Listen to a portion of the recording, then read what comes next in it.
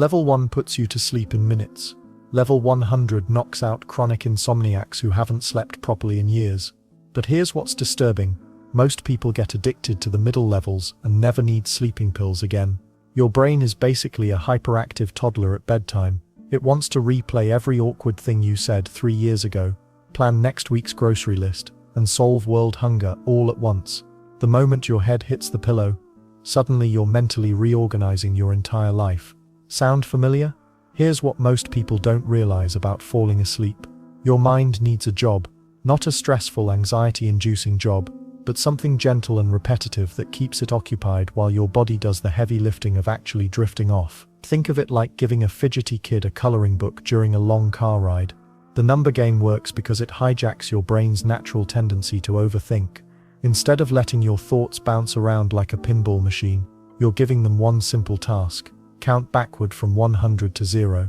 But here's the twist that makes it actually work. You breathe in on even numbers and breathe out on odd numbers. Belong to this isn't some mystical breathing technique your yoga instructor invented. It's strategic. When you force your brain to remember whether 87 is odd or even while also controlling your breathing, you're using up the mental bandwidth that would otherwise be spent worrying about tomorrow's presentation or replaying that weird conversation from lunch. Start with 100. Breathe in slowly, feel your chest expand. Then 99 comes next, and you breathe out, letting that air flow naturally. Your mind might try to wander off to more important things. Let it happen, but then gently guide it back to the numbers. No judgment, no frustration, just return to where you left off. The beauty of this technique lies in its structured simplicity. Each number becomes a stepping stone away from wakefulness. 94, breathe in. 93, breathe out. Your heart rate begins to slow because controlled breathing sends signals to your nervous system that it's time to relax. Meanwhile, the countdown creates a sense of progress towards something, even though that something is basically nothing. Most people mess this up by counting too fast. Racing through numbers defeats the entire purpose. You're not trying to set a speed record here. Slow counting forces your mind to stay present with each number instead of jumping ahead or getting distracted by outside thoughts. If you catch yourself speeding up, that's actually a good sign. It means your brain is getting restless, which is exactly when the technique becomes most valuable. What happens when other thoughts pop up? They will. Your brain might suddenly remember you forgot to reply to that text message or start planning what to wear tomorrow. Don't fight these intrusions like you're in some mental warfare. Instead, acknowledge them the same way you'd notice a cloud passing overhead. Then return to your counting. Maybe you were on 73. Great. Breathe out and continue to 72. The odd-even breathing pattern serves another purpose beyond just keeping you busy. Even numbers become associated with taking in breath, which naturally energizes you slightly. Odd numbers become linked with releasing breath, which creates a mini relaxation response. This creates a gentle rhythm that mimics the natural ebb and flow your body craves as it transitions towards sleep. Some nights you'll make it all the way to 0 and still feel awake. That's completely normal. Start over, but this time try counting by 2s or 3s instead of single digits. The slight variation prevents your brain from getting bored while maintaining the same calming structure. Other nights, you might not remember getting past 82 because sleep snuck up on you somewhere in the middle. Then there's the psychological element most people overlook. Counting backward creates a mental sensation of letting go, of moving away from the day's complications towards simplicity. Each decreasing number represents a small release from the complexity that kept your mind churning. You're literally counting down to peace. The technique works best when you combine it with physical stillness. Find a comfortable position and commit to it. Don't keep adjusting your pillow or switching sides every few numbers. Your body needs to learn that this counting routine signals the beginning of sleep preparation, not another opportunity to get comfortable. But what makes this different from just regular counting or sheep jumping fantasies? The breathing component transforms a simple mental exercise into a full-body relaxation experience. Your mind stays occupied with numbers while your nervous system gets the steady rhythmic breathing it needs to shift into rest mode. After a week of practice, something interesting happens. Your brain starts recognizing the pattern and begins preparing for sleep as soon as you hit those first few numbers, like Pavlov's dogs. But instead of drooling over dinner bells, you're getting drowsy over descending digits. Ready to take this mental game to the next level? Once you've mastered the number countdown, there's an even more engaging technique waiting that involves chaining words together in ways that will keep your restless mind thoroughly occupied. Your mind just finished counting backwards from 100, and hopefully those racing thoughts slowed down a bit. But here's the thing about anxious brains, they're sneaky. Give them even a few seconds of quiet, and boom, they're back to worrying about tomorrow's meeting, or replaying that awkward conversation from 3 days ago. Level 2 kicks this up a notch, with something I call the word chain challenge. This isn't your grandmother's word game. It's specifically designed to hijack your brain's tendency to spiral into worry mode. Here's how it works. Pick any word that pops into your head right now. Let's say you choose butterfly. The last letter is Y, so your next word needs to start with Y. Maybe yellow. That ends with W, so you need a W word. Window. Now you need an O word. Orange. And on and on. Sounds simple. Well, your brain doesn't think so. Scientists have discovered that language processing uses the same neural pathways that anxiety loves to hijack. When you're actively searching for words and making these connections, you're essentially crowding out the mental space where worry lives. It's like having a really loud, fun conversation in a room where someone's trying to complain. The complaining just gets drowned out. The key rule here is no repeating words during a single session. This forces your brain to dig deeper into your vocabulary, which requires more mental effort. More effort means less room for those what-if thoughts that love to keep you awake. What makes this technique particularly effective is the element of mild challenge without frustration. Unlike level 1's predictable counting, word chains are unpredictable. Your brain never knows what letter is coming next, so it has to stay engaged. This engagement is crucial. It's the difference between mindless distraction and active mental redirection. Then there's the beautiful randomness of it all. One moment you're thinking about telescope, the next you're pondering elephant, then suddenly tomato. This random jumping prevents your mind from falling into those familiar worry grooves. You know, the ones where your thoughts start with "did I lock the door?" and somehow end up at "what if I'm a failure at life?" Research from sleep laboratories shows that people who engage in word-based mental games fall asleep an average of 12 minutes faster than those who just lie there trying to clear their mind. Makes sense, right? Trying to think about nothing is like trying not to think about a pink elephant. Nearly impossible. The breathing pattern here adds another layer. While you're chaining words together, your breathing naturally starts to slow and deepen. You're not forcing it like in formal breathing exercises. It just happens because your attention is elsewhere. This is what sleep experts call indirect relaxation. Your body relaxes because your mind is pleasantly occupied, not because you're commanding it to chill out. But here's where it gets interesting. After about 5 to 10 minutes of word chaining, something weird happens. The words start coming slower. Your brain begins to feel that pleasant tiredness that comes from gentle mental exercise. This isn't the exhaustion from a stressful day. It's more like the satisfied tiredness after a good puzzle or crossword. Some people worry they'll get stuck on a difficult letter like X or Q. Don't sweat it. If you can't think of a word within 10 seconds, just move to a different letter or start a completely new chain. The goal isn't perfection, it's redirection. Your anxious brain doesn't care if you won the word game. It just cares that you gave it something more interesting to do than catastrophize about tomorrow. The beauty of this technique is its flexibility. Feeling extra wired, make it harder by using only animals, or foods, or things you'd find in a kitchen. Brain feeling foggy, just go with whatever words pop up first. Having trouble with certain letters, skip them entirely. This is your game, played by your rules.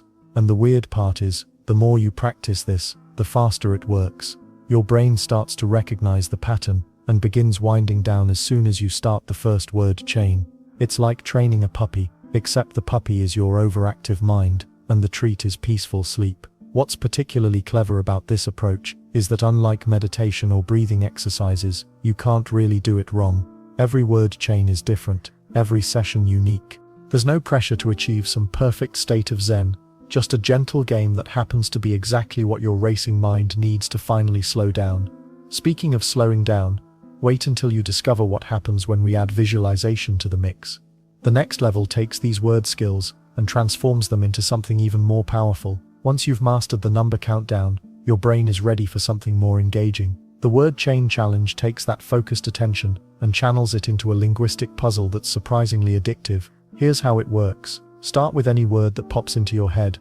Let's say pillow. Now take the last letter of that word and create a new word beginning with that letter. Pillow ends with W, so maybe window. Window ends with W again, so perhaps whale. Whale ends with E, giving you elephant. You get the idea. The beauty of this technique lies in its simplicity combined with its mental demand. Your brain has to simultaneously remember the last letter, search through your vocabulary, and maintain the chain without repetition. It's like playing Scrabble against yourself, but without the pressure of scoring points. What makes this particularly effective for sleep is how it occupies the exact part of your mind that tends to race at bedtime, that internal monologue that usually focuses on tomorrow's presentation or last week's awkward conversation. It gets completely absorbed in the word hunt instead. The rule about not repeating words adds an interesting layer of difficulty. As your chain grows longer, you'll find yourself reaching deeper into your vocabulary. Remember that obscure word from high school English class. Perfect time to dust it off. Your mind starts working harder,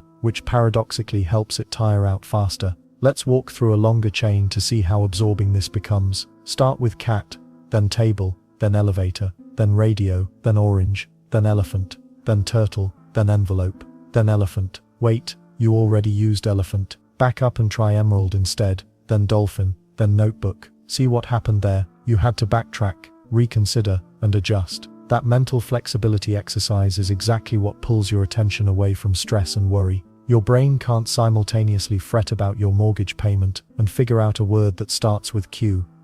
The linking process itself becomes almost meditative. There's something rhythmic about moving from word to word, like stepping stones across a mental stream. Each new word feels like a small victory, a tiny puzzle solved in the darkness of your bedroom. Then there's the unpredictability factor. You never know where your word chain will take you. You might start with book, and somehow end up at zebra 15 words later. The journey becomes more interesting than any destination, which is perfect for sleep preparation. Some nights you'll find certain letters challenging you more than others. Words ending in X or Z can really make you think, but that's not a bug, it's a feature. The harder your brain has to work to find connections, the more effectively it's being distracted from whatever was keeping you awake. Here's a sneaky benefit most people don't realize: this technique actually improves your vocabulary over time. You'll start remembering words you haven't used in years. That word serendipity from your college literature class. It might just save you when you need something starting with S. The game works especially well because it has no real endpoint. Unlike counting to zero, word chains can theoretically continue forever.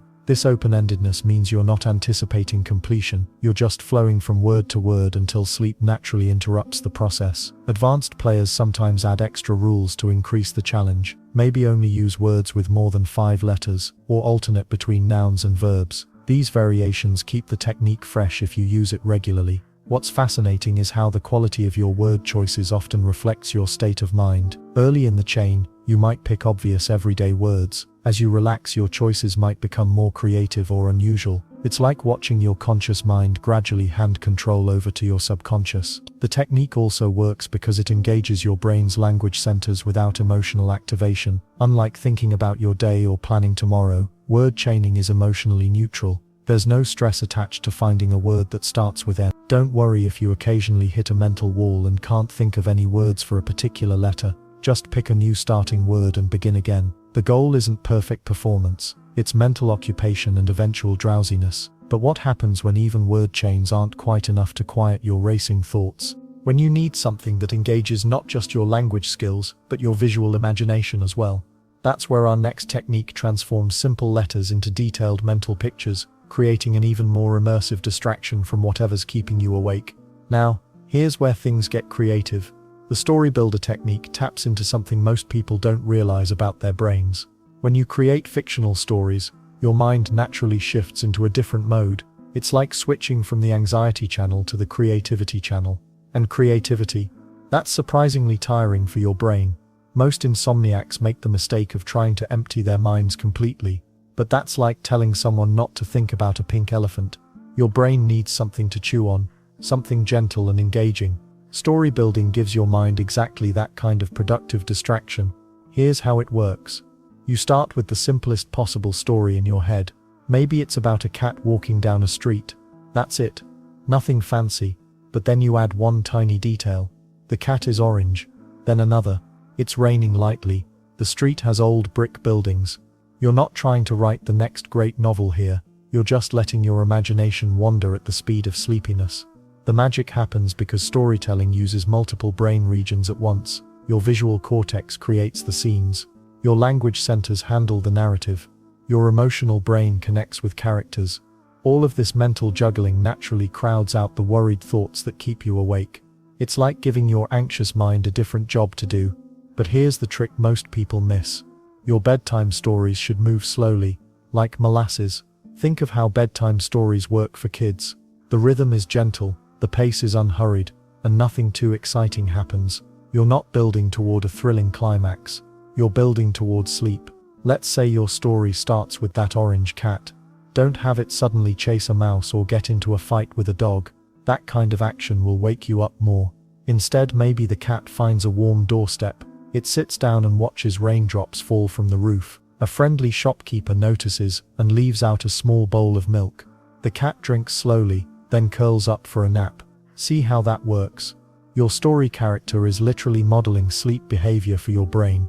The beauty of story building is that it doesn't require any rules or logic. Your story can be completely nonsensical. Maybe your cat suddenly grows wings and flies to a cloud made of marshmallows. That's perfectly fine. In fact, the weirder your story gets, the more it resembles the kind of random illogical thinking that happens right before sleep. You're essentially rehearsing the mental state of dreaming. Some nights your stories might be about people, other nights about animals, or even inanimate objects. You could tell the tale of a lonely street lamp that makes friends with moths, or a coffee cup that dreams of being filled with hot chocolate instead. The subject matter doesn't matter. What matters is keeping your mind gently occupied with something that isn't your real-life worries. Then there's the natural fatigue factor. Creating stories, even simple ones, uses mental energy. It's like doing bicep curls for your imagination. After 15 or 20 minutes of story building, your brain starts to feel pleasantly tired. That's not exhaustion from stress or anxiety. That's the good kind of mental tiredness that leads to sleep. You might find your stories getting shorter and less detailed as you get drowsier. That's exactly what you want to happen. Your story might start with elaborate descriptions and complex characters, then gradually simplify until you're just thinking about a bird sitting quietly on a branch. Your decreasing ability to maintain the story is actually a sign that the technique is working. Don't worry if you lose track of your story completely. That's not failure, that's success. When your mind can no longer hold on to the narrative thread, it's usually because you're right on the edge of falling asleep. Your conscious mind is finally ready to hand control over to your sleeping brain. The other advantage of story building is that it's completely private and personal. You're not following someone else's guided meditation or trying to match your breathing to a specific pattern. You're creating something that's entirely yours. This gives you a sense of control over your bedtime routine, which can be especially helpful if you're someone who feels anxious about not being able to fall asleep. Regular story builders often find that their sleep stories develop certain themes or recurring characters over time. That's perfectly normal. Your subconscious mind is drawn to particular images or scenarios that feel soothing. Some people always tell stories about cozy cabins in the woods. Others gravitate toward gentle ocean scenes or quiet libraries. Follow your natural inclinations. Story building works because it mimics what your brain does naturally as it transitions towards sleep. Your thoughts become less logical, more visual, and increasingly dreamlike. Instead of fighting this process, you're actively encouraging it. You're basically giving your brain permission to start dreaming while you're still technically awake. But what if your creative mind feels completely blocked some nights? That's when you might need a technique that's even more systematic and structured. The next level takes a completely different approach. Now we reach Shape Hunt, where your bedroom transforms into a mental treasure map. The concept couldn't be simpler. You're searching for specific shapes hiding in your room while your eyes stay closed. But here's where most people mess up. They try to see everything at once instead of becoming a detective of geometry. Start by picking one shape, let's say circles. Your mission becomes finding every circular object your mind can recall from your actual bedroom. That lampshade? Circle. The base of your water bottle, another circle. The clock face staring at you during countless sleepless nights. Perfect circle. The weird thing is, once you start hunting, your brain discovers shapes it never consciously noticed before. Here's the game changer technique. Most sleep experts won't tell you assign each discovered shape a specific color and texture. That circular lampshade becomes smooth and burgundy in your mind. The water bottle base transforms into rough, forest green. Your clock face shifts to metallic silver with tiny ridges around the edge. This extra step forces your brain to work harder, burning through the mental energy keeping you awake. Give yourself points for each new shape you spot. 1 point for obvious ones, 2 points for shapes that require creative thinking. The corner where your wall meets the ceiling. That's technically an angle, worth 2 points. The rectangular books stacked on your nightstand. 1 point each, but if you can visualize the specific colors of their spines, bonus points all around. Then there's the advanced version that puts most people to sleep within minutes. Switch shapes every few discoveries. Hunt for triangles next, maybe the corner of a picture frame, or the way your partially open drawer creates a triangular shadow. After triangles, move to squares. Your phone screen, the base of your tissue box, that small mirror you barely notice during daylight hours. The beauty lies in how this exercise hijacks your brain's pattern recognition system. Instead of letting your mind wander toward tomorrow's meetings or last week's awkward conversation, you're forcing it to scan, categorize, and catalog. Your thoughts can't spiral into anxiety when they're busy playing geometric hide and seek. But wait, there's a secret level most people never discover. After finding shapes in your room, start looking for shapes within shapes. That circular clock face contains 12 tiny rectangular hour markers. Your square phone screen displays countless smaller rectangles as app icons. This nested hunting keeps your attention locked in place, preventing those racing thoughts that usually keep you staring at the ceiling. Professional sleep researchers have found something fascinating about shape recognition and sleep onset. When your brain engages in this type of structured visual scanning, it mimics the random image processing that happens during the transition to REM sleep. You're essentially tricking your brain into thinking it's already starting to dream. The scoring system becomes addictive in the best possible way. Challenge yourself to find at least 15 shapes before allowing your mind to drift. Some nights you'll discover 20, other nights maybe only 8 before drowsiness takes over. The number doesn't matter, the mental effort does. Keep your shape hunt slow and methodical, rush through it, and you'll finish too quickly, leaving space for worries to creep back in. Take your time with each discovery. Really focus on the texture you're assigning. Is that circular coaster smooth like glass or rough like sandpaper? Does it feel warm or cool in your imagined touch? Switch up your target shapes on different nights. Monday might be circles and triangles. Wednesday could focus on curved lines versus straight edges. Friday night might challenge you to find shapes that don't fit standard categories, that weird squiggly pattern on your curtains, or the irregular oval shape of a coffee stain on your bedside table. Here's what separates Shape Hunt from basic counting exercises. It engages both your visual memory and creative thinking simultaneously. You're not just remembering objects, you're reimagining them with new colors and textures, then organizing them into geometric categories. This multi-layered mental activity exhausts the same brain circuits responsible for worry and planning. The most successful shape hunters create themed nights. Geometric Monday focuses on pure shapes, circles, squares, triangles. Texture Tuesday assigns different materials to each discovered shape. Color Wednesday transforms everything into rainbow variations. The variety prevents your brain from getting bored with the routine. What makes this technique particularly effective for chronic insomniacs is its flexibility. Can't find enough circles? Switch to rectangles mid-hunt. Brain feeling too active? Add more detailed texture descriptions. Drowsiness creeping in? Let it happen naturally instead of forcing more shapes. The transition from Shape Hunt sets up our next challenge perfectly. Once you've mastered finding shapes in familiar spaces, your mind becomes ready for a different kind of pattern recognition, one that works with letters instead of geometry, creating an even deeper focus that most racing thoughts simply can't penetrate. Your brain is desperately trying to solve problems at 2 a.m.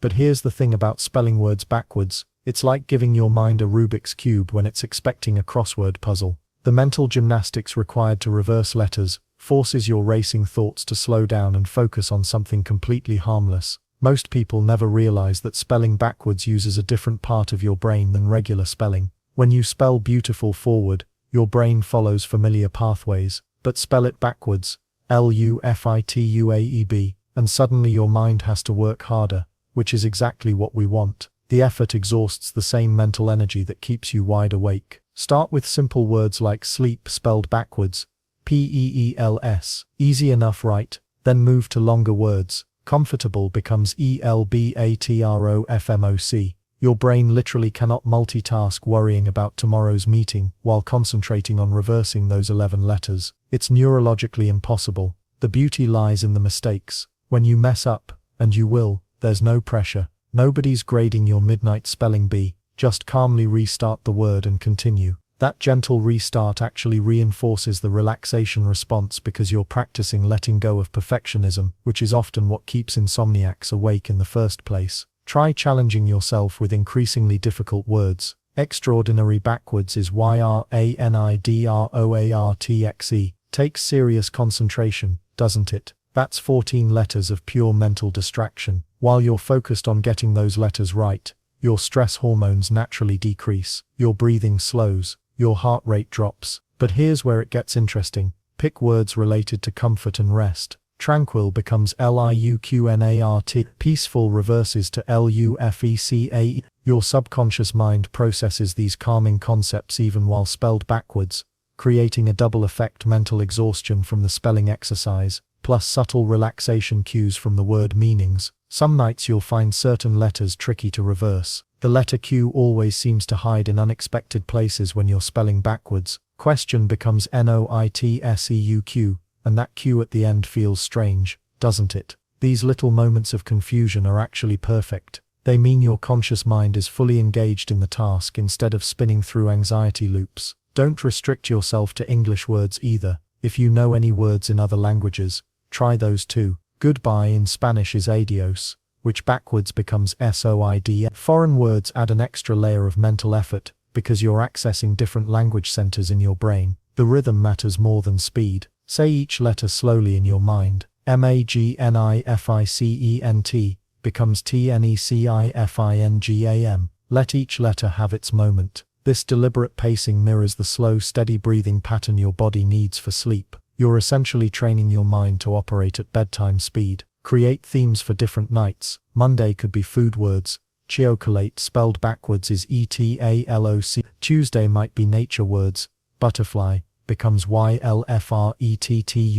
Having themes makes the game feel fresh and gives you something to look forward to, which psychologically reduces bedtime anxiety. The longest word in English has 189,819 letters. It's the chemical name for a protein. Obviously don't attempt that one. But knowing such facts makes your phenomenal LANEMONEHP seem quite manageable by comparison. Sometimes perspective is everything. What makes this technique particularly effective is its self-limiting nature. Unlike counting sheep, which can go on forever, spelling backward requires active effort that naturally decreases as you get sleepier.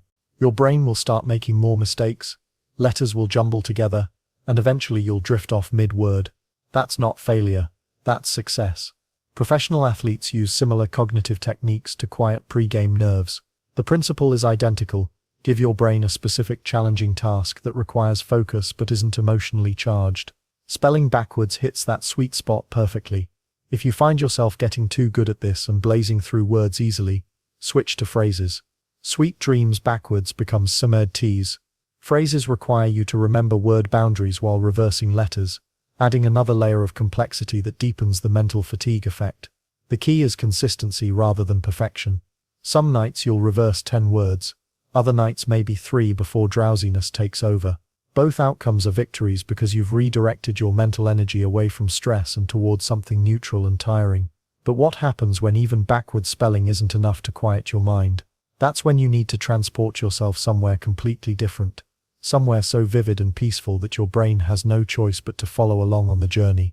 Close your eyes and let's take a mental vacation. No packing required, no flight delays, and definitely no crying babies in the seat behind you. Your brain craves escape when stress builds up. That's exactly what makes the dream vacation technique so powerful for sleep. Instead of lying there replaying today's disasters or tomorrow's worries, you're giving your mind something delicious to chew on, something peaceful, something that naturally guides you toward rest. Start simple. Pick a place that makes your shoulders drop just thinking about it. Maybe it's a beach where waves roll in like a gentle metronome, or a mountain cabin where pine needles carpet the forest floor. Could be your grandmother's garden on a summer afternoon. The location matters less than how it makes you feel. Here's where most people mess this up. They rush through the experience like they're checking items off a tourist list. Beach? Check. Mountains? Check, done. But your brain needs details to truly escape. Rich, specific sensory details that pull your attention away from whatever's keeping you awake. Let's say you choose that beach. Feel sand between your toes. Is it fine and white, or coarse and golden? Hot from the sun, or cool from evening air? Notice how your feet sink slightly with each step. The texture matters because your brain processes these imagined sensations the same way it handles real ones. This isn't just daydreaming. You're literally rewiring your nervous system toward calm. Add the sounds next.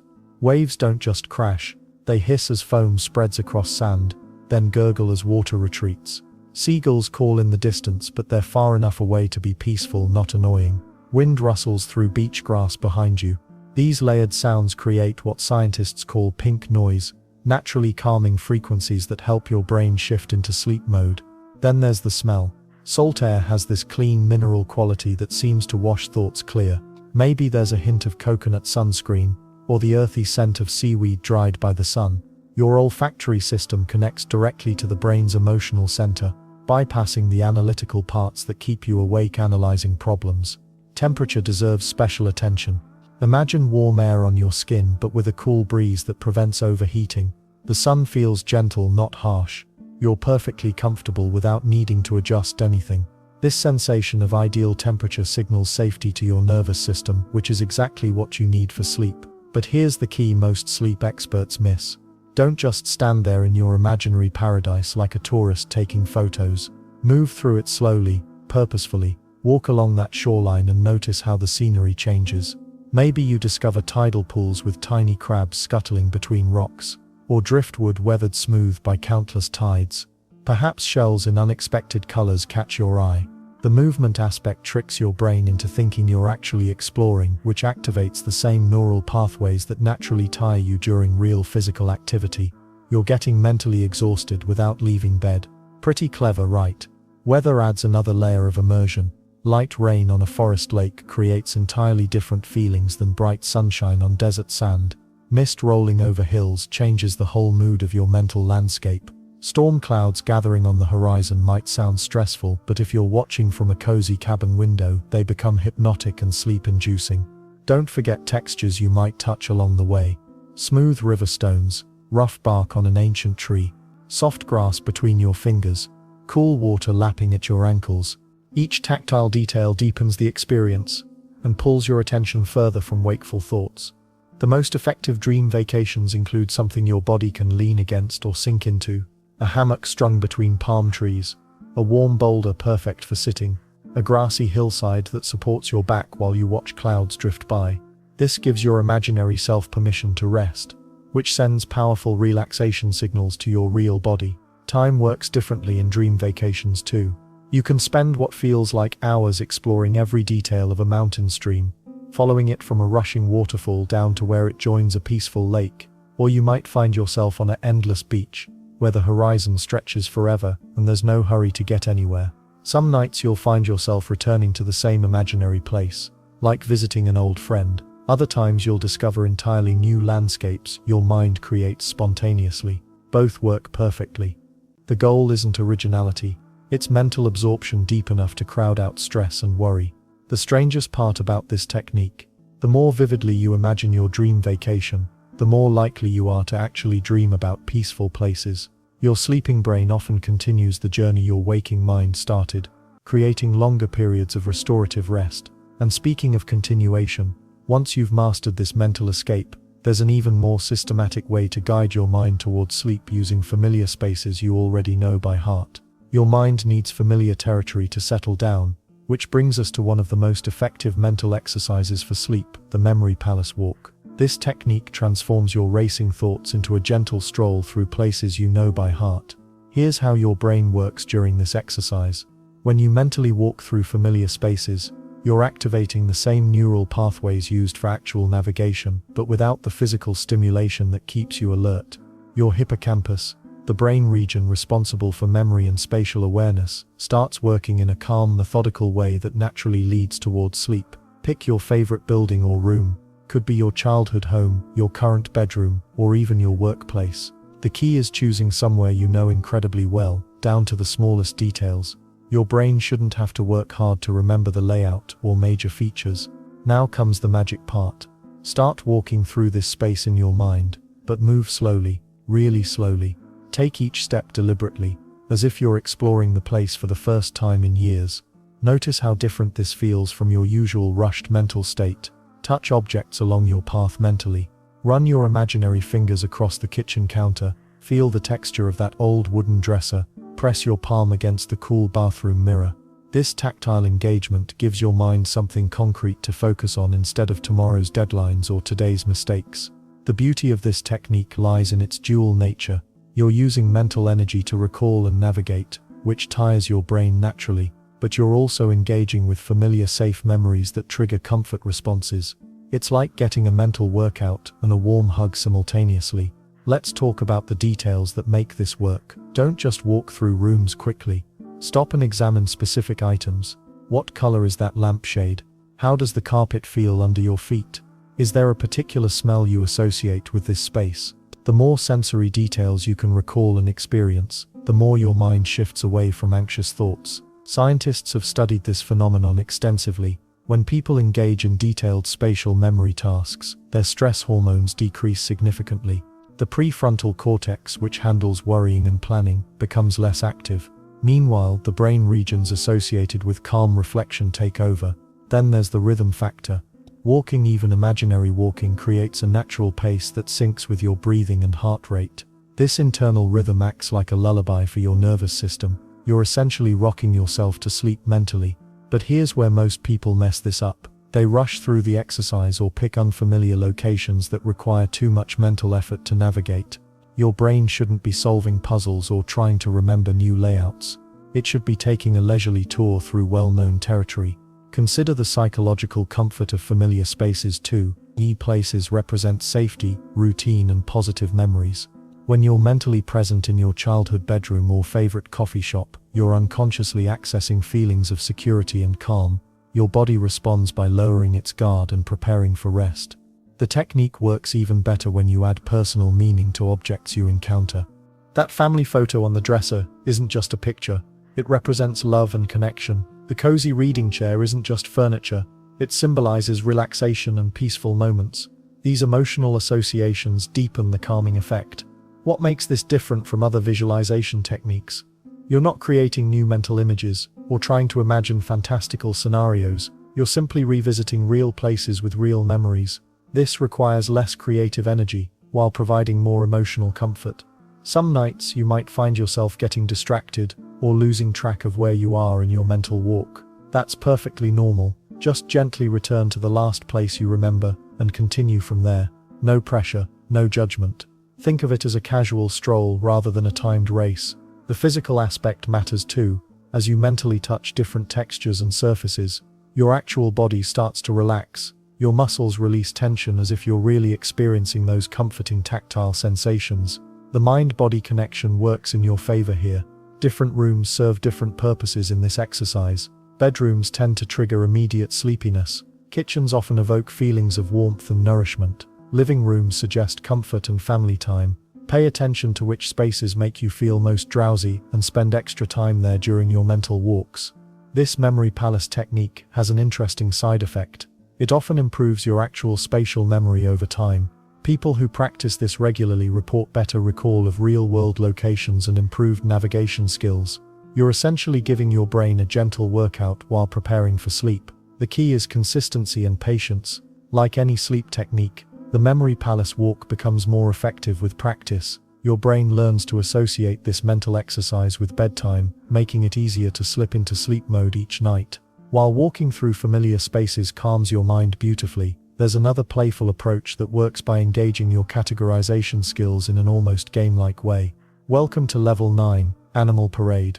This technique works because it combines two powerful sleep-inducing elements that most people completely overlook. First, it forces your brain to work just hard enough to stay focused without creating stress. Second, it taps into something called semantic memory retrieval. Basically, your brain has to dig through its animal database, which naturally slows down racing thoughts. Here's how it works. Start with the letter A and name an animal. Apple doesn't count. We're talking creatures that walk, swim, fly, or crawl. Aardvark works perfectly. Then move to B, bear, butterfly or barracuda, your choice. The key is picturing each animal as you name it. Not just saying cat in your head, but actually seeing whiskers, hearing a purr, maybe even imagining soft fur under your fingers. The beauty lies in the challenge without pressure. Can't think of an animal for X? No problem. Skip it and move on. This isn't a test you can fail. It's a gentle workout for your mind that gradually winds it down. Some letters will come easily. D gives you dogs, dolphins and ducks. Others might stump you for a moment. That brief pause where you're searching your memory. That's exactly what we want. Your brain shifts into a different gear. Let's not forget the visual component here. When you think elephant, your mind automatically creates an image. Grey skin, massive ears, that distinctive trunk. This visualization process naturally quiets the part of your brain responsible for worry and planning. It's like switching from CNN to the Nature Channel. Everything slows down and becomes more peaceful. Then there's the advanced version that really kicks things up a notch. Pick a category and stick with it. Only mammals tonight. Only birds. Only animals that live in water.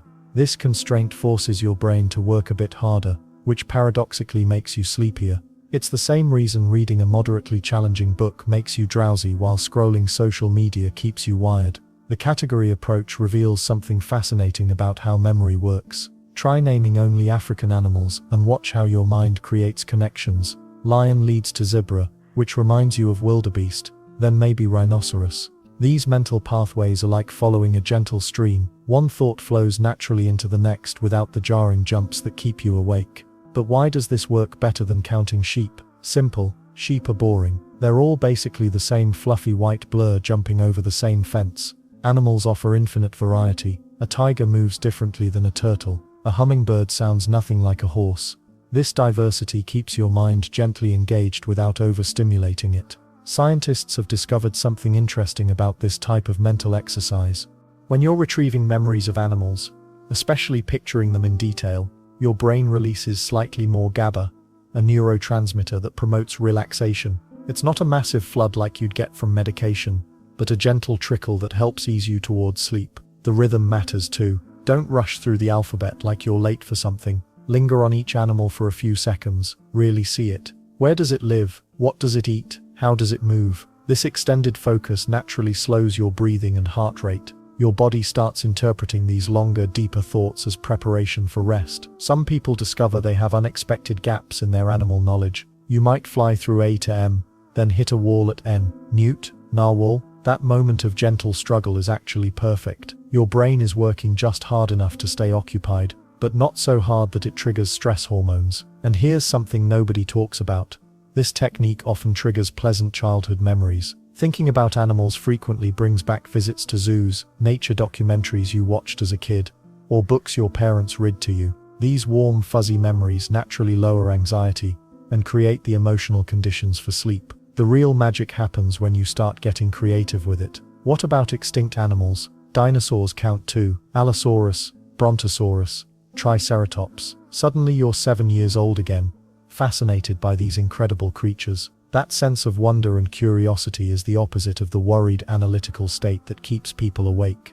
Then there are the mythical animals if you want to stretch the rules. Dragons, unicorns, phoenixes. Your imagination gets to play, which is another signal to your brain that work time is over and dream time is beginning. The boundary between reality and fantasy starts to blur, which is exactly what happens as you drift towards sleep. Most people find they rarely make it past the letter P or Q before sleep takes over. The gentle mental effort combined with pleasant imagery creates the perfect conditions for your mind to finally let go and rest. Speaking of letting go, our next level takes this concept of gentle mental engagement and adds a completely different sensory element that might surprise you. Here's where things get visually interesting. The color sequence technique transforms your restless mind into an artist's palette, systematically moving through each hue while pairing it with specific objects. Your brain loves this structured approach because it combines memory recall with visual processing, two functions that naturally tire out your overactive thoughts. Start with red.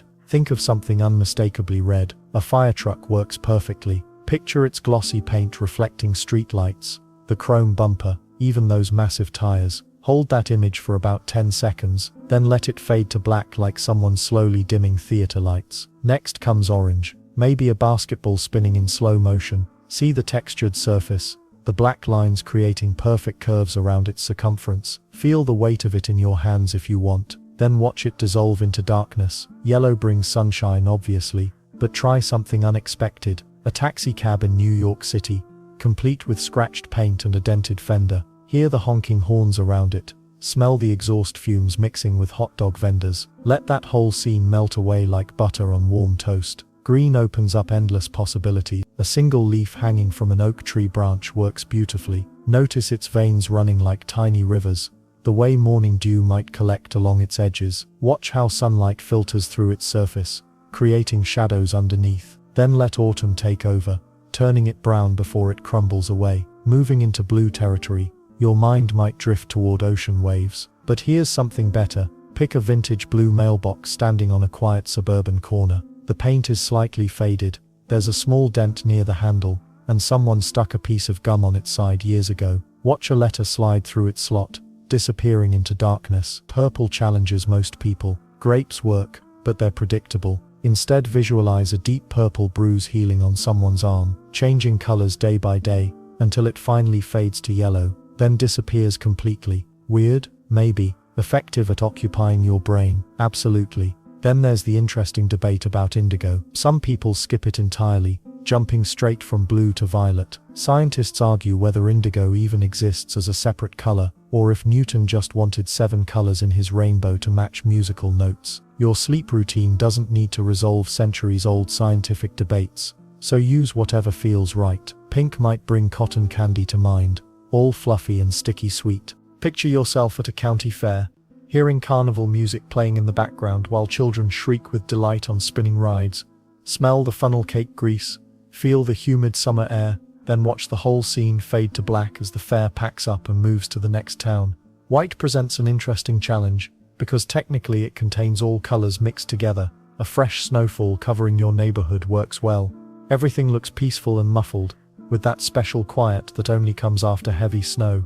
Car shapes become mysterious lumps, fence posts wear white caps, and footprints mark the only signs of life. Black concludes your color journey, though some people argue it's not really a color at all, just the absence of light. A black cat stretching in a sunny window makes a perfect image. Watch its fur absorb the warmth while its green eyes reflect tiny points of light. See how its whiskers twitch slightly as it dreams, probably about chasing invisible mice. The beauty of this technique lies in its flexibility. You can cycle through colors multiple times, using completely different objects. Red might become a cherry, then a stop sign, then a cardinal perched on a fence post. Your brain stays engaged without becoming overstimulated, because each image gets its moment before dissolving away. Some nights you'll find certain colors more vivid than others. That's completely normal. Your visual processing centers work differently depending on stress levels, what you ate for dinner, or even what shows you watched before bed.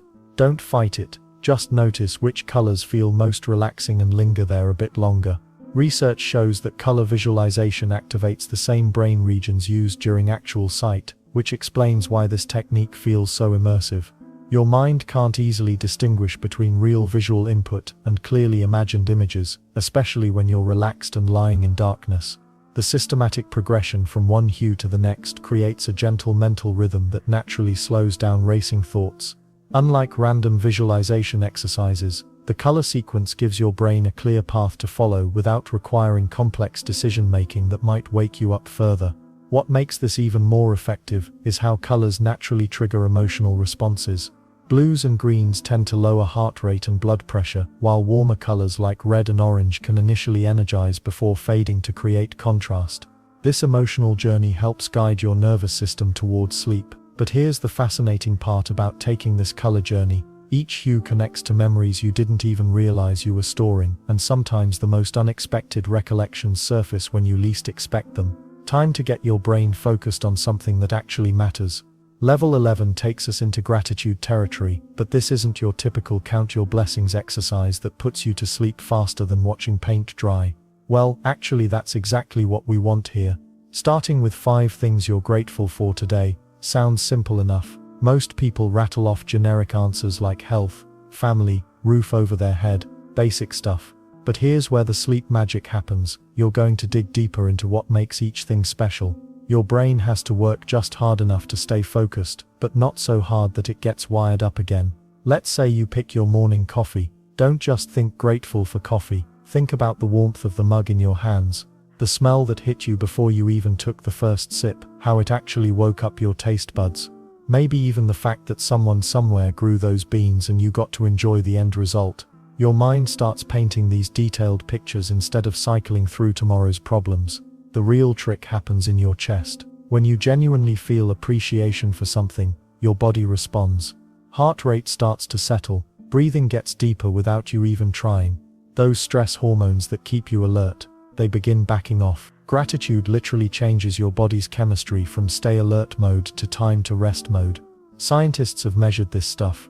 People who practice gratitude before bed show lower cortisol levels within weeks. Cortisol is that stress hormone that loves to spike right when you're trying to wind down. It's like having an overzealous security guard who keeps checking the locks when you're already safe inside. But here's what most gratitude guides get wrong. They make it too structured. Write 3 things in a journal. Follow this format. Your sleepy brain doesn't want homework assignments. It wants to wander a little. So start with your 5 things, then let your mind drift to related memories. Maybe thinking about that coffee reminds you of the friend who introduced you to that particular brand. Now you're grateful for that friend. See how this works? The beauty of gratitude for sleep is that it's almost impossible to feel anxious and thankful at the same time. Try it right now. Think of something that's genuinely stressing you out. Now think of something you're truly grateful for, and really feel it. Notice how the anxiety loses its grip. Your brain can't fire in both directions simultaneously. Some nights, your gratitude list might be tiny things. The fact that your pillow is the perfect temperature. That weird bird outside your window finally stopped making noise. The way your shoulders felt when you stretched 5 minutes ago. Micro-gratitudes work just as well as the big life-changing stuff. Actually, they might work better because they're happening right now, in this moment, as you're lying there. Then there's the compound effect. As you get better at finding things to appreciate, your brain starts automatically noticing more positive stuff during the day. It's like training yourself to spot good parking spaces. Suddenly they're everywhere. This doesn't just help with sleep, it rewires how you experience daily life. The weirdest part about gratitude is how it makes your problems seem smaller without actually solving them. Your work stress is still there, but somehow it doesn't feel as urgent when you've just spent 10 minutes appreciating the fact that you have work at all, or that you have a brain capable of worrying about complex things. Even your anxiety becomes something you can be oddly grateful for. At least your mind cares enough to try protecting you. Let your gratitude list grow organically as new thoughts pop up. Maybe you start with 5 things and end up with 15. Maybe some nights you struggle to find 3 genuine ones, and that's perfectly normal. The goal isn't to force positivity, it's to give your mind something constructive to chew on instead of recycling worries. Physical sensations count too. Grateful that your mattress isn't too firm or too soft, that your room is the right temperature, that you're not dealing with a headache or stomachache. These body-based appreciations help you tune into physical comfort, which naturally leads towards sleep readiness. Your gratitude practice becomes a bridge between your active day and passive night. It acknowledges good things that happened while gently closing the door on everything else. Think of it as a mental filing system. You're putting the day's positive experiences in the keeper folder before shutting down for the night. But what happens when gratitude alone isn't quite enough to quiet your mind? When you've appreciated everything you can think of, and your brain is still humming with leftover energy? That's where the next level comes in with a completely different approach, one that uses your breathing as both anchor and puzzle to solve. Breathing might seem like the most basic thing humans do, but when you can't sleep, even something that automatic becomes a puzzle worth solving. Your breath holds more power over your restless mind than you probably realize. The 4-7-8 breathing technique isn't just another meditation trend, it's a scientifically backed method that literally hacks your nervous system. Here's how the magic works. Inhale slowly through your nose for exactly 4 seconds, hold that breath for 7 seconds. Then exhale completely through your mouth for 8 full seconds. The counting becomes your anchor, keeping your wandering thoughts from spiraling into tomorrow's worries or today's mistakes. But why these specific numbers? Well, the extended exhale activates your parasympathetic nervous system, the part that tells your body it's safe to relax, When you hold your breath for 7 seconds, you're essentially forcing your heart rate to slow down. Your brain gets the message that whatever was keeping you wired can wait until morning. The real trick lies in making each count precise. 4 seconds in, 7 seconds held, 8 seconds out. Most people rush through it like they're trying to finish homework. Slow down. Each second should feel deliberate, measured. If you lose count, that's actually good news. It means your mind is finally letting go of its death grip on consciousness. Your body responds to this pattern within minutes. Oxygen levels stabilize. Carbon dioxide builds just enough to trigger your natural sleepiness response. Heart rate drops. Blood pressure follows suit. It's like flipping a biological switch from alert mode to rest mode. The beauty of this technique is that it gives your racing brain a job. Instead of ping-ponging between random anxieties, your mind focuses entirely on the rhythm. 4 in, hold for 7, 8 out. The mathematical precision appeals to the part of your brain that loves order and control. Some nights you'll nail the timing perfectly on your first try. Other nights your thoughts will interrupt every few breaths. That's completely normal. The goal isn't perfection, it's redirection.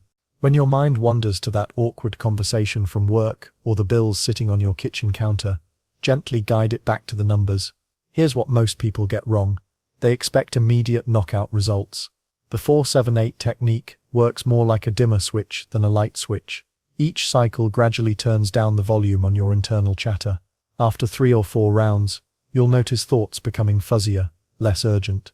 Your exhale should sound like a soft whoosh, not a dramatic sigh. Keep it steady and controlled. If you feel lightheaded, you're trying too hard. Dial back the intensity and focus on the rhythm instead of forcing huge gulps of air. The counting itself becomes almost hypnotic after a while.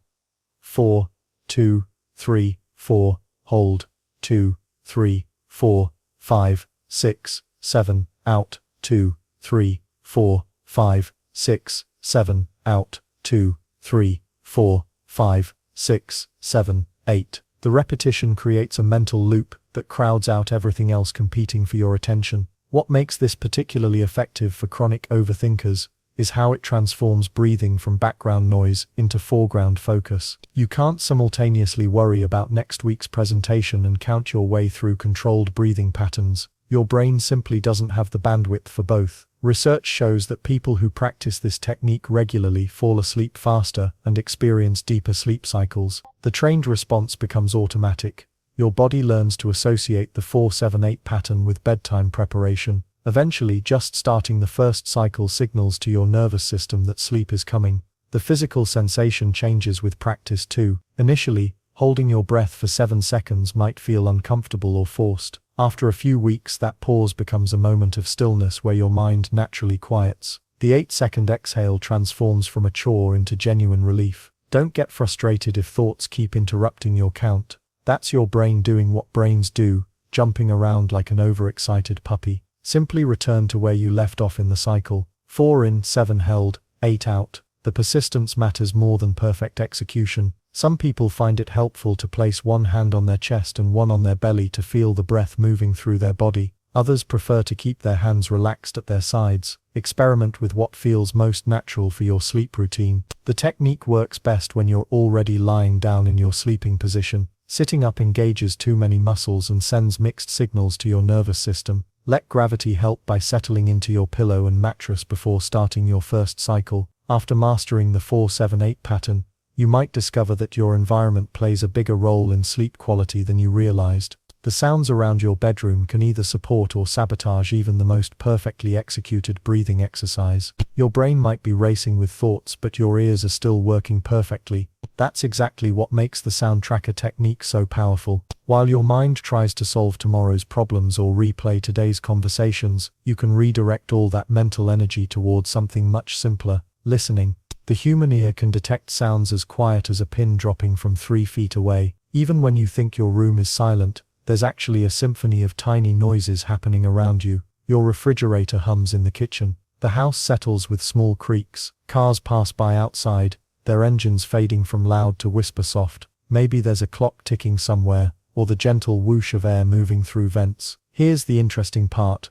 Most people try to block out these sounds when they're trying to sleep, but that's like swimming against the current. Instead of fighting the noises, you're going to become a detective. Your job is to identify each sound and figure out what's making it. Start by lying completely still and opening your ears like you're adjusting the volume on invisible headphones. What do you hear right now? Don't judge whether sounds are good or bad for sleeping. Just notice them. That distant rumble might be a truck on the highway. The soft scratching could be a tree branch against your window. The rhythmic tapping, probably water dripping somewhere. The trick is treating each sound like a gentle puzzle to solve. When you hear something new, ask yourself quietly in your mind, what could that be? Don't worry about being right. The guessing game is what keeps your brain busy with something harmless instead of stressing about real problems. Let's not forget that your brain loves having a job to do. When you don't give it a specific task, it defaults to worrying mode. But listening for sounds gives your mind exactly the kind of light work that leads to drowsiness. It's engaging enough to hold your attention but not so exciting that it wakes you up more. Some sounds will come and go. A car approaches, gets louder, then fades away completely. Follow that journey in your mind. Let yourself ride along with the sound as it travels past your house. Other noises are constant minds, like the hum of electronics or the whisper of wind outside. These steady sounds can become like a lullaby if you let them.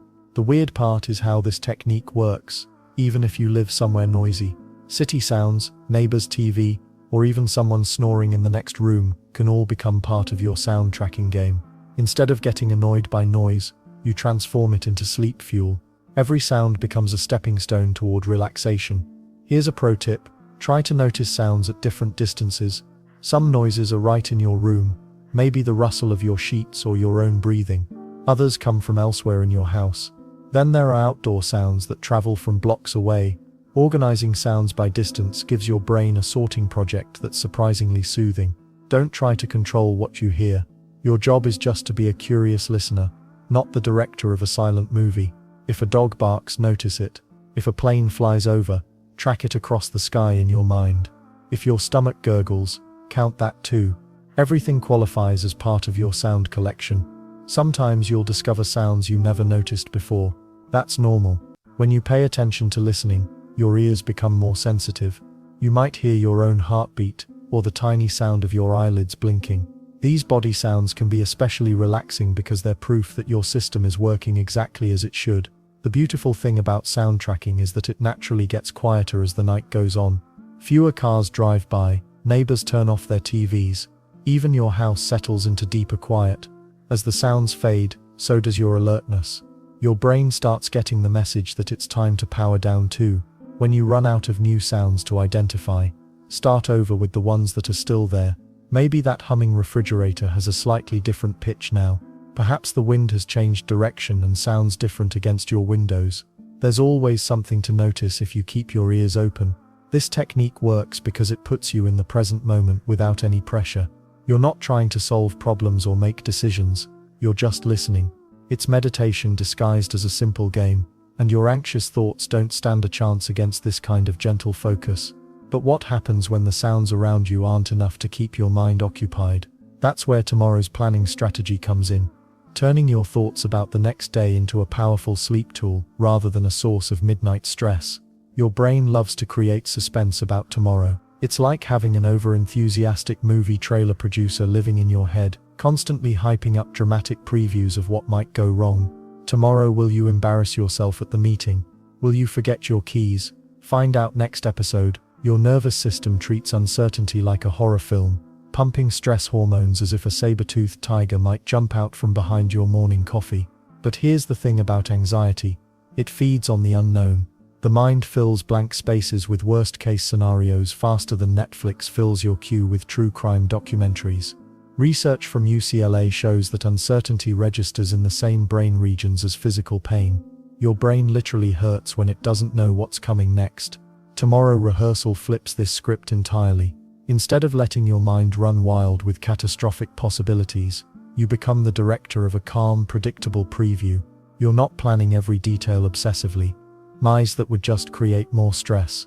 You're simply walking through the gentle, ordinary moments that make up a normal day. Start with your alarm going off, not the jarring, heart attack-inducing buzz that usually jolts you awake, but imagine hearing it and feeling ready to get up. Picture yourself stretching, feeling rested. Your feet touch the floor, and you're not immediately overwhelmed by a mental tsunami of tasks and worries. just feet on floor. Simple. Then there's the bathroom routine. Brushing your teeth becomes this oddly meditative moment where paste foam doesn't somehow trigger existential dread about dental bills or life choices. Water runs, you rinse, you're done. No drama, no spiral into wondering if you're brushing correctly or long enough, or whether your dentist secretly judges your flossing habits. The beauty of this technique lies in its deliberate ordinariness. You're not visualizing winning the lottery or giving a TED talk that changes the world. You're mentally rehearsing the mundane magic of a day that goes smoothly without being spectacular. Coffee brews without the machine breaking. Traffic moves at a reasonable pace. People are generally pleasant, or at least not actively hostile. What happens in your brain during this process is fascinating. Neurologists have found that mental rehearsal activates the same neural pathways as actual experience. When you visualize tomorrow going well, your brain starts building familiarity with that possibility. It's like creating a mental map of a peaceful territory, instead of assuming you'll be wandering through a minefield. The key is maintaining what sleep researchers call soft focus. You're not drilling down into every possible detail or trying to control outcomes. That would be like trying to conduct an orchestra while lying in bed, exhausting and counterproductive.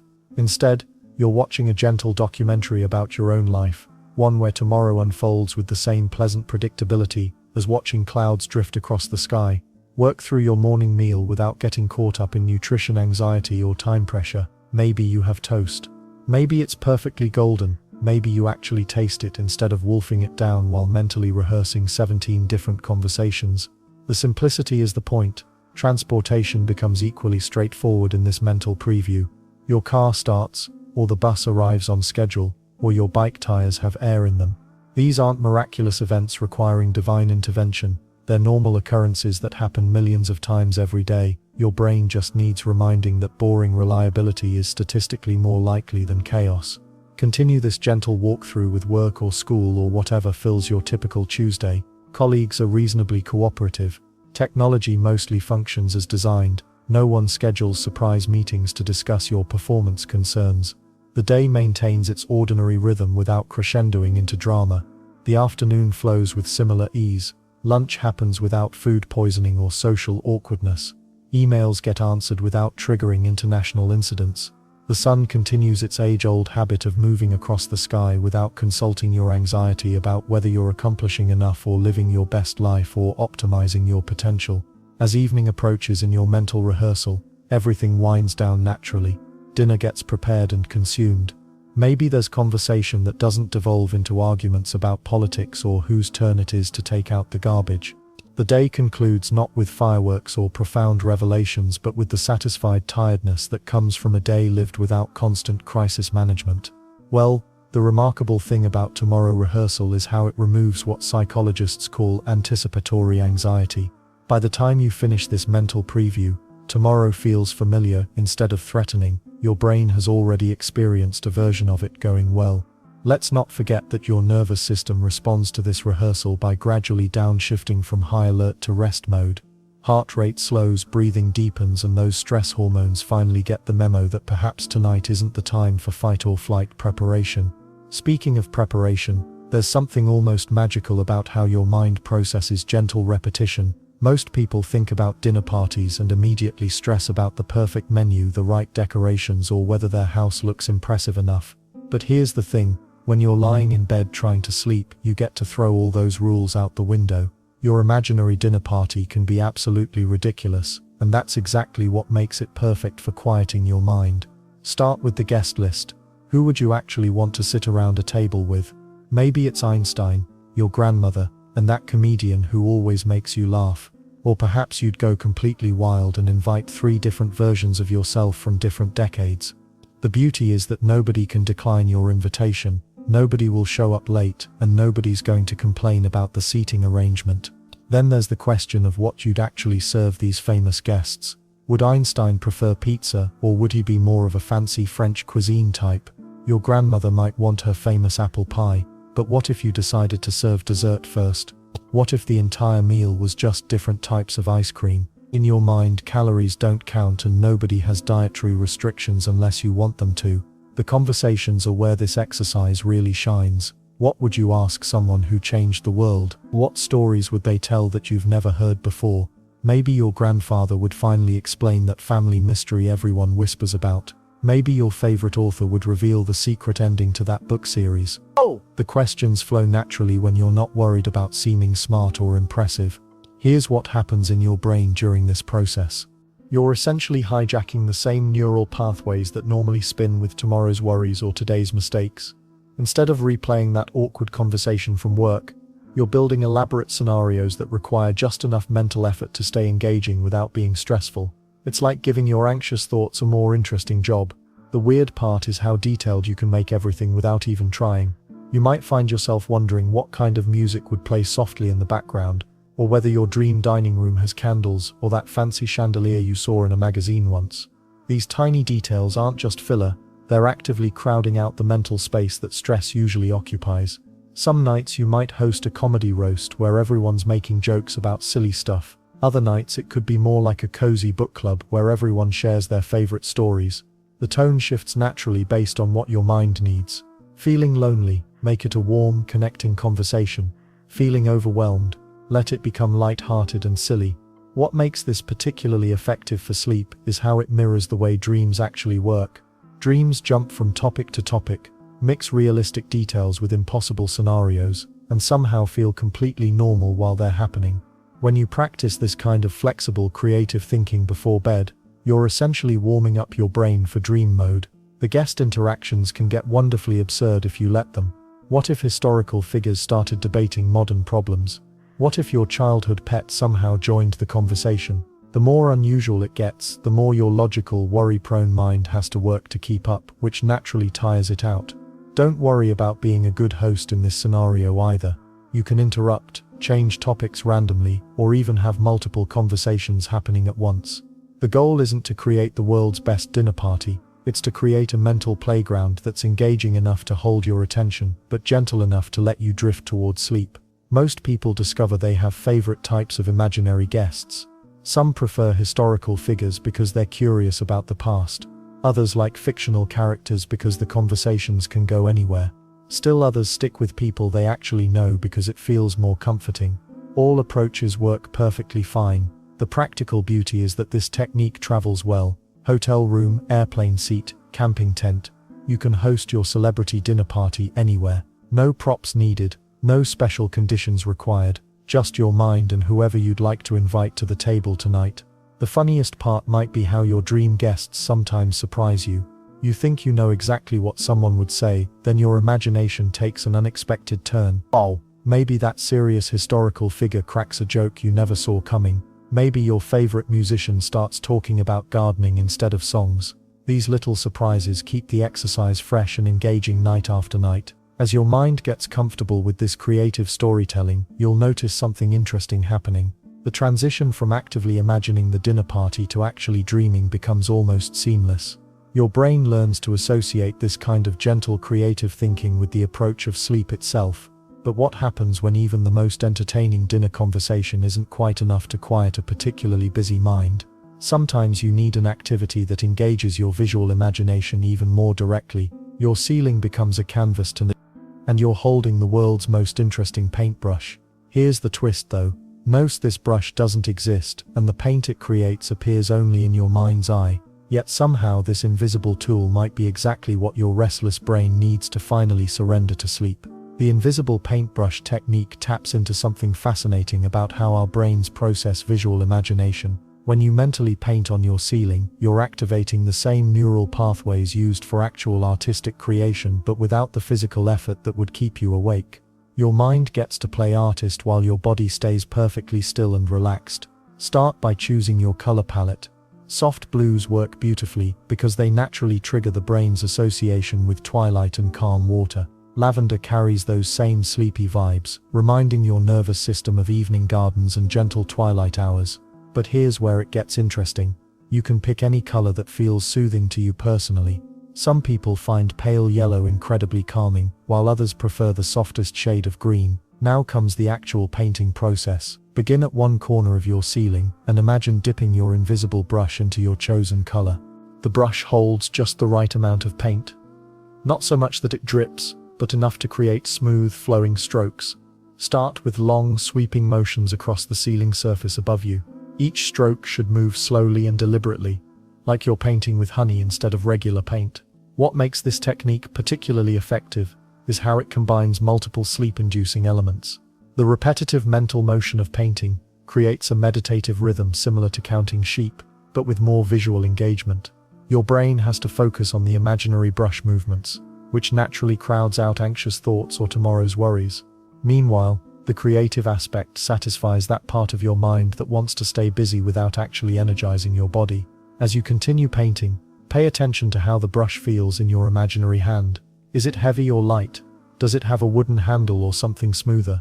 These details aren't just random additions, they're actually deepening your mental engagement with the exercise. The more sensory details you add, the more completely your brain commits to this peaceful activity instead of cycling through stressful thoughts.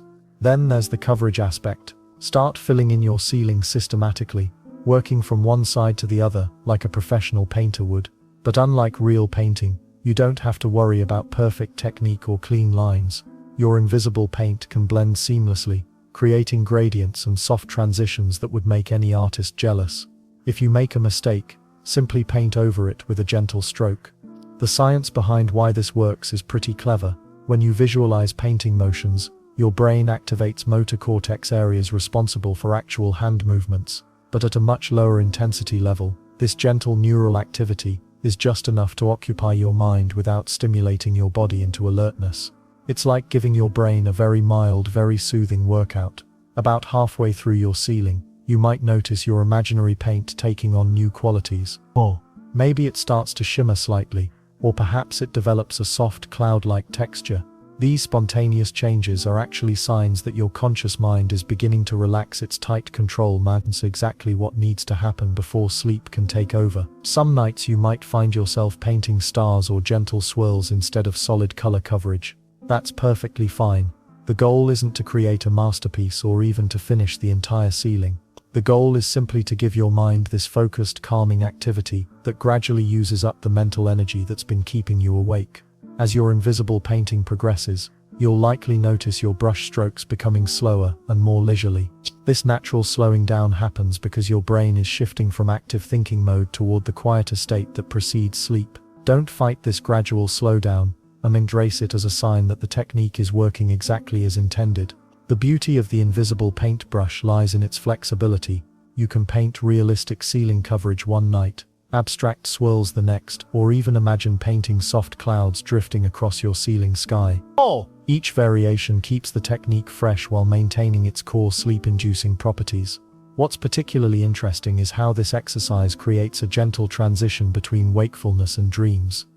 The visual imagery you're creating consciously starts to blend with the spontaneous images your brain generates as it moves towards sleep. Your painted ceiling might gradually transform into something dreamlike, carrying you naturally into the next phase of rest. But there's another level waiting that takes this creative approach even further, turning your mind towards something that might make your stomach rumble in the most delightfully sleepy way. Building a dream menu with your favorite comfort foods might sound silly until you realize food occupies more mental real estate than almost anything else. Your brain dedicates massive processing power to food memories, taste anticipation, and flavor associations. That's exactly why this technique works so brilliantly for sleep. Start by mentally organizing your ultimate comfort food menu. No restrictions here. Breakfast for dinner, dessert as an appetizer, that weird combination only you love. The key lies in describing each dish with ridiculous detail. Don't just think pizza. Think about the specific cheese blend stretching between your fingers, the oregano smell hitting your nose, the way the crust crackles between your teeth. Here's where it gets interesting. Scientists discovered that imagining food activates the same brain regions as actually eating it. Your gustatory cortex lights up like a Christmas tree when you vividly recall flavors. This neurological overlap means your mind treats detailed food fantasies almost like real experiences, demanding significant mental energy to process all those sensory details. The beauty of this method? Food memories are naturally pleasant and safe. Unlike other racing thoughts that might keep you awake, food fantasies rarely trigger anxiety or stress. Your brain associates comfort foods with security, warmth, and satisfaction. When you focus on these positive associations, your nervous system naturally begins to relax. Let's dive into the mechanics. Pick your appetizer first. Maybe those perfect potato skins your grandmother made, loaded with real bacon bits and sharp cheddar. Smell the butter sizzling in the pan. Feel the crispy skin texture contrasting with fluffy potato inside. Taste that perfect salt-to-fat ratio that made you ask for seconds every single time. Then there's the main course selection process. Your mind loves categories and organization, so building a complete menu structure keeps your thoughts orderly rather than chaotic. Maybe tonight you're craving that hole-in-the-wall Chinese restaurant's orange chicken, the one that's probably terrible for you but tastes like childhood happiness. Describe the glossy orange sauce coating each piece, the way the rice absorbs those flavors, the gentle heat that builds slowly in your mouth. But here's the twist that makes this technique especially effective for stubborn sleeplessness. Start swapping in completely outlandish versions of familiar dishes. What if that orange chicken was made with chocolate instead of sauce? What would pizza taste like if the cheese was actually vanilla ice cream that never melted?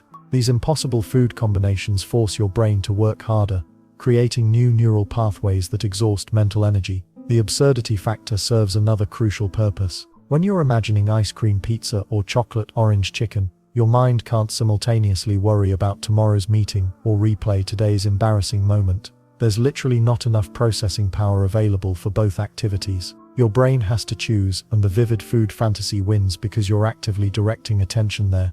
Professional chefs often report falling asleep easily after long shifts, despite being physically exhausted and mentally stimulated. They've spent hours focused on tastes, textures, temperatures, and presentations. Their minds are naturally primed for food-focused thinking, which creates a perfect pathway to relaxation. You're essentially borrowing this professional technique. Don't forget the power of food timing in your imaginary meal.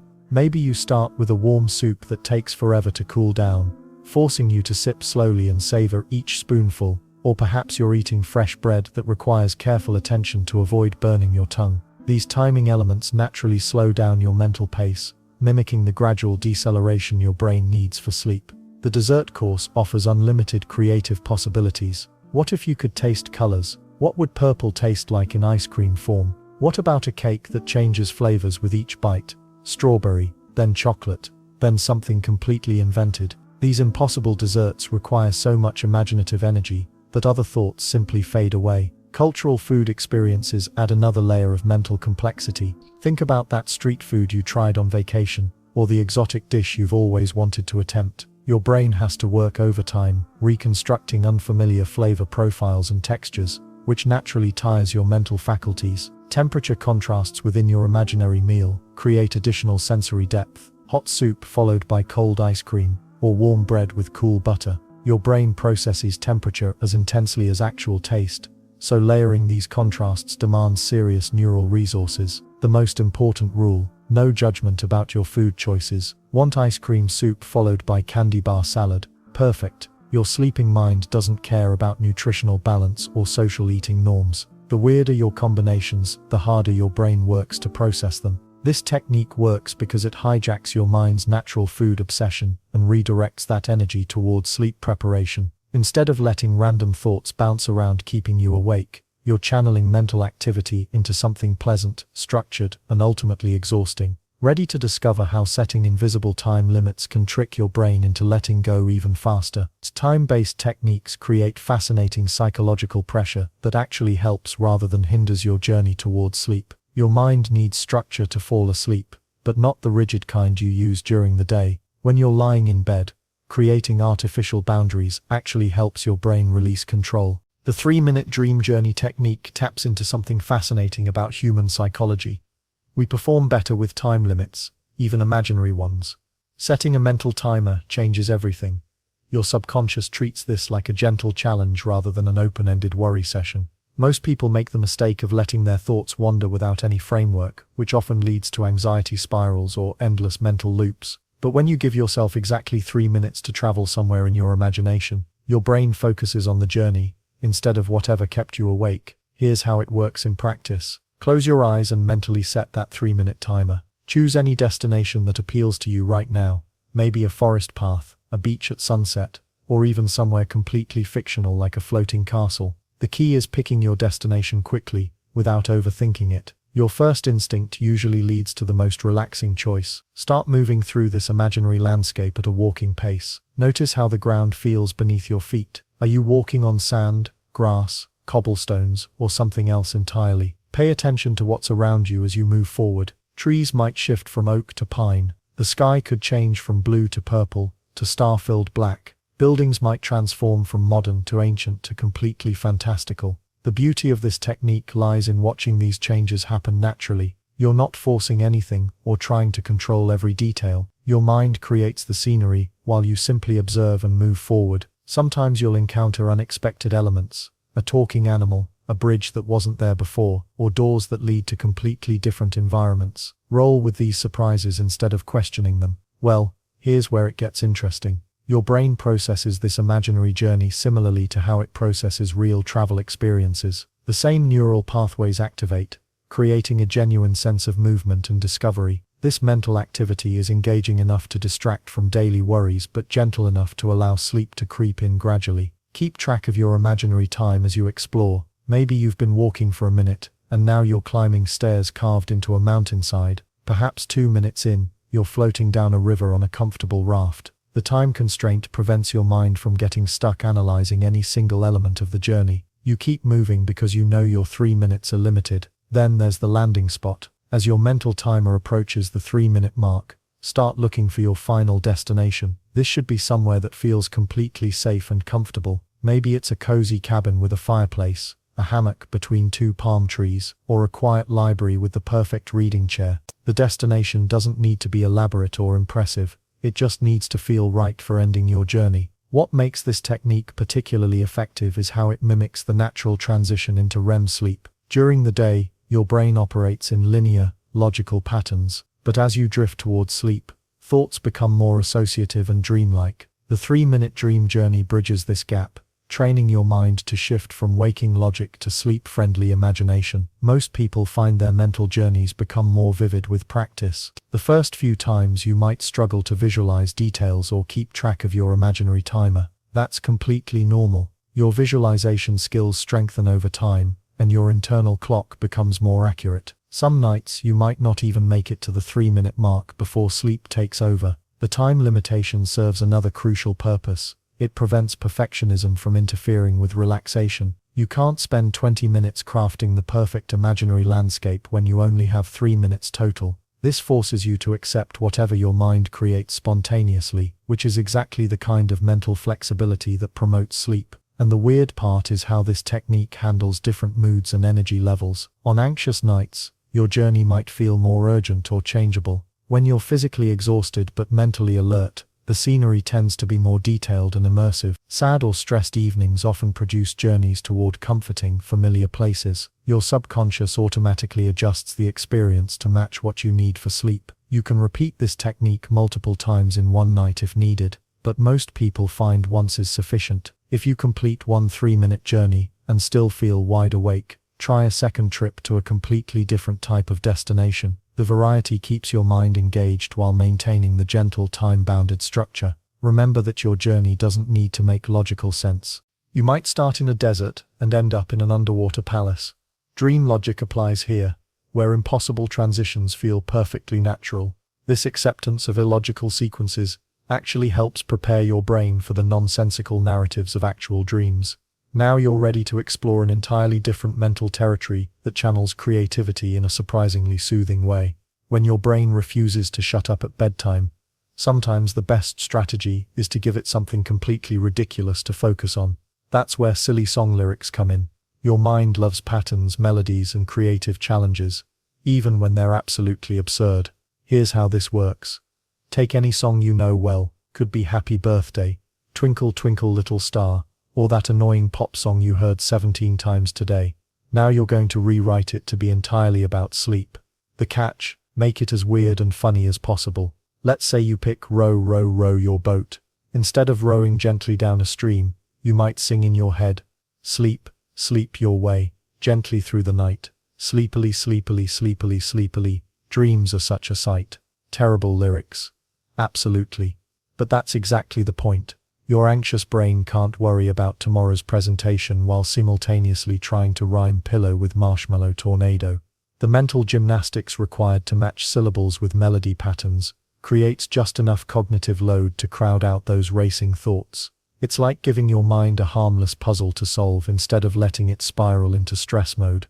The beauty lies in the complete absence of pressure. Nobody's listening. There's no wrong way to do this. You can make your rewritten songs as nonsensical as you want. Mary had a little lamb becomes Mary had a little nap. Its fleece was soft and white, and everywhere that Mary went, she slept throughout the night. Pure poetry, hardly. Effective distraction, completely. Music affects your nervous system in fascinating ways. When you hear or think about familiar melodies, your brain releases chemicals that naturally calm you down. The rhythm helps regulate your breathing and heart rate. Even imagining music activates the same neural pathways as actually hearing it, which means your silent bedtime concert still triggers those relaxation responses. Then there's the memory component. Familiar songs live in well-worn grooves in your brain. When you access these musical memories, you're tapping into something comfortable and predictable. Your mind doesn't have to work hard to remember the tune, so all the creative energy goes into crafting those ridiculous sleep-themed lyrics. Don't worry if you can't think of perfect rhymes, or if your timing feels off. The imperfection actually helps. When you mess up a line or get stuck trying to fit too many syllables into a phrase, your brain gets pleasantly tangled up in the problem-solving process. That's mental energy that would otherwise be spent on anxiety or replaying today's awkward moments. Some people find it helpful to stick with slower songs, lullabies, ballads, or anything with a gentle rhythm. Others prefer upbeat tunes because the contrast between energetic melodies and sleepy lyrics feels more amusing. Experiment with both approaches and see what your brain responds to better. If you run out of lyrics halfway through a song, just start humming the melody in your head. Let the tune continue without words, like background music for your journey to sleep. The mathematical patterns in music, the predictable chord progressions and rhythmic cycles, give your mind something structured to follow as you drift off. Well, here's something interesting.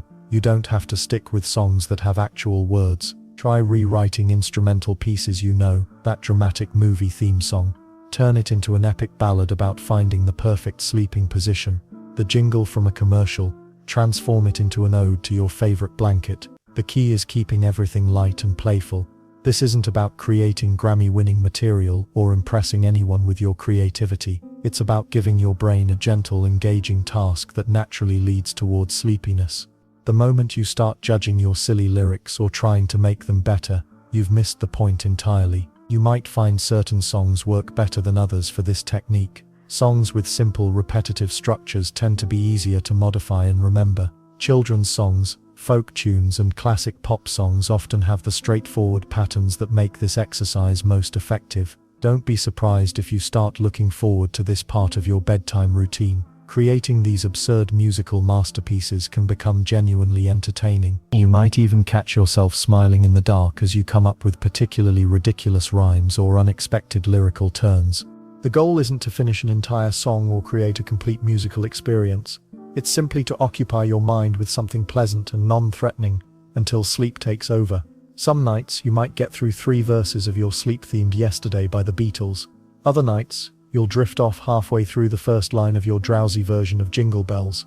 But what happens when even silly songs aren't quite enough to quiet a particularly busy mind? Sometimes you need to add another layer of mental engagement, something that requires just a bit more focus while still pointing you towards sleep. You've already mastered 19 different mental techniques for falling asleep. Pretty impressive, right? But here's where things get interesting.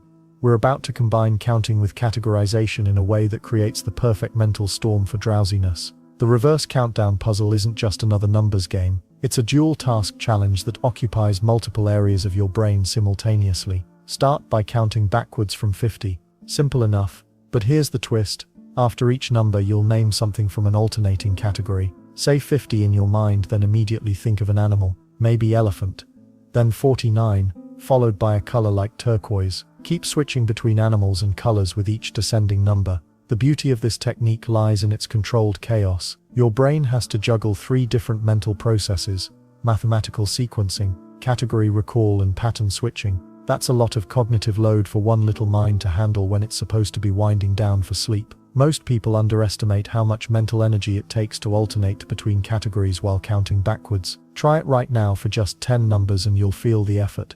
your working memory gets stretched in multiple directions, leaving very little capacity for those pesky worries that usually keep you awake. Let's not forget the mathematical component. Counting backwards requires more concentration than counting forward because it goes against our natural learning pattern. We learn to count up first as children, so reversing that process demands extra attention. Add the pressure of remembering which category comes next, and you've got yourself a recipe for mental fatigue. The alternating pattern creates what psychologists call task switching costs. Every time you flip from animals to colors, your brain has to reconfigure itself. It's like constantly changing gears in a car. Eventually the engine starts working harder and harder until it naturally wants to slow down. But here's where it gets even more clever. If you lose track of where you are in the countdown, that's actually perfect. Don't stress about it or restart from the beginning. Just pick up wherever you remember and keep going. The goal isn't mathematical precision, it's mental exhaustion in the most gentle way possible. Some nights you might breeze through animals like zebra, whale, penguin, without breaking a sweat. Other nights, your tired brain might struggle to remember what comes after 43. Both scenarios work beautifully because they're using up the mental resources that would otherwise be spent on anxiety or planning tomorrow's schedule.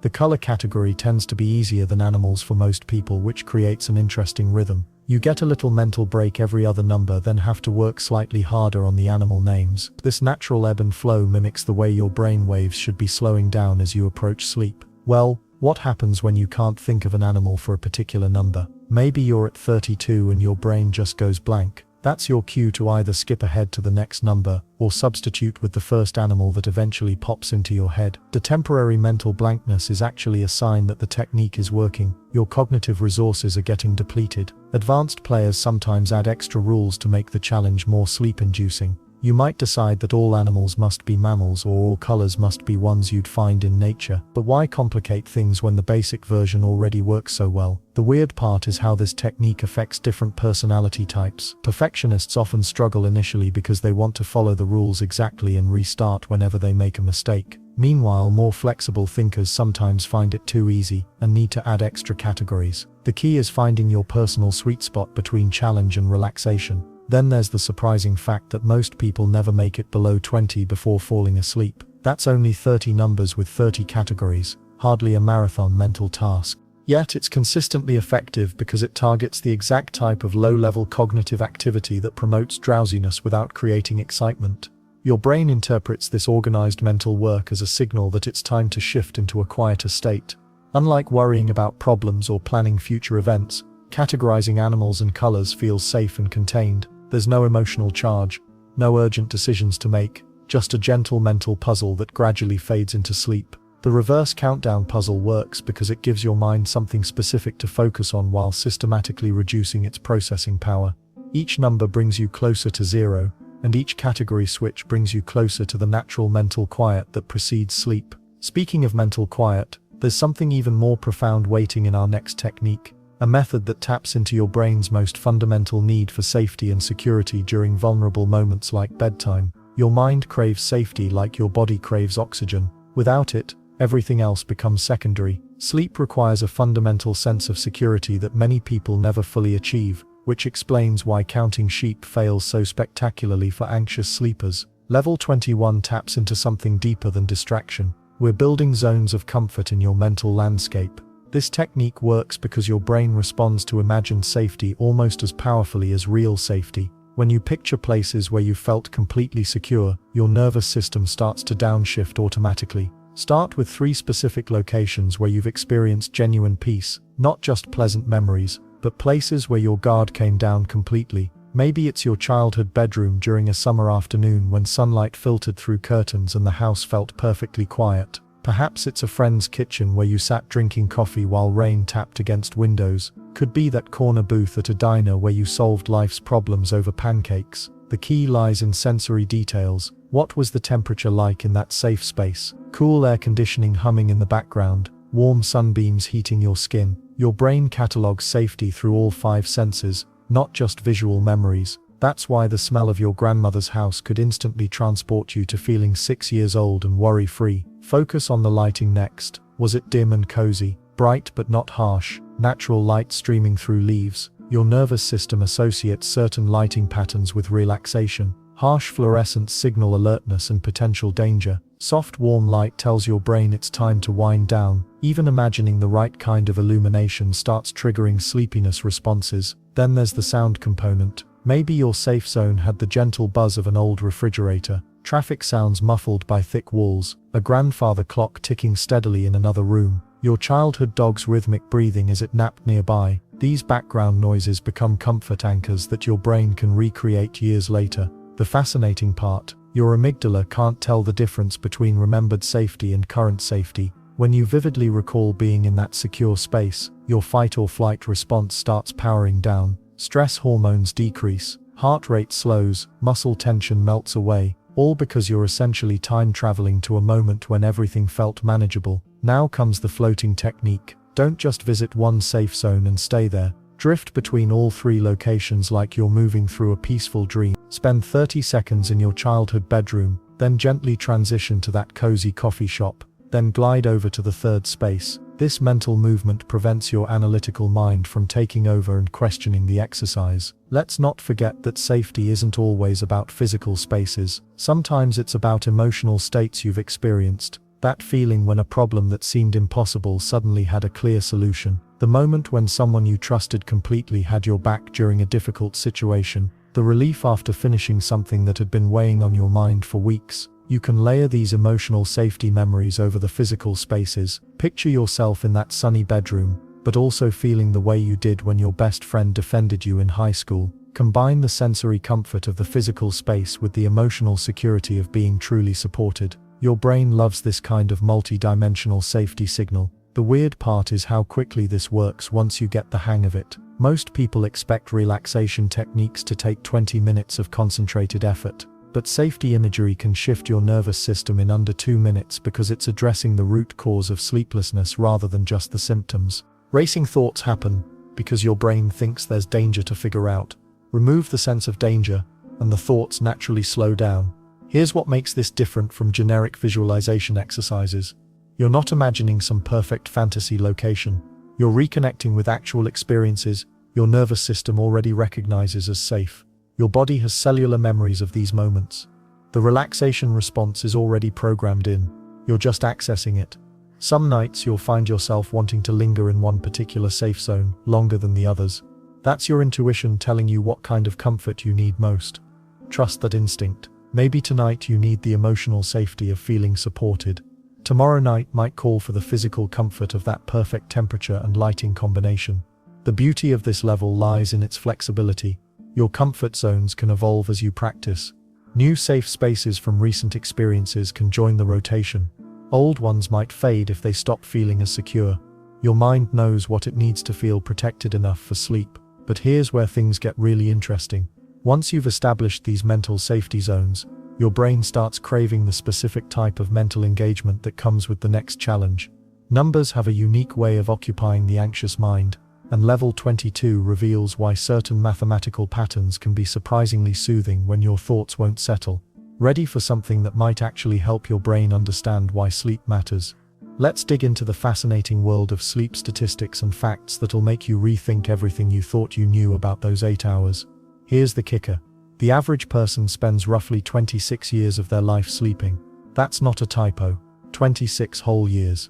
If you live to 78, you'll have spent more than a quarter century unconscious. Your great-great-grandmother probably spent even more time sleeping since people used to sleep longer before electric lights messed everything up. But here's where it gets weird. Despite spending all that time sleeping, most of us are terrible at it. About 35% of adults don't get the recommended 7 to 9 hours per night. That means 1 in 3 people walking around right now are basically running on fumes. No wonder everyone seems grumpy at the grocery store. The brain does some seriously strange stuff while you're out cold. During REM sleep, your brain is actually more active than when you're awake. It's like having a sports car engine revving in park. Your neurons fire faster, your blood pressure spikes, and your brain temperature rises. Yet your body stays completely paralyzed. Nature basically invented the ultimate safety feature to stop you from acting out your dreams and accidentally punching your partner. Then there's the memory consolidation magic happening behind the scenes.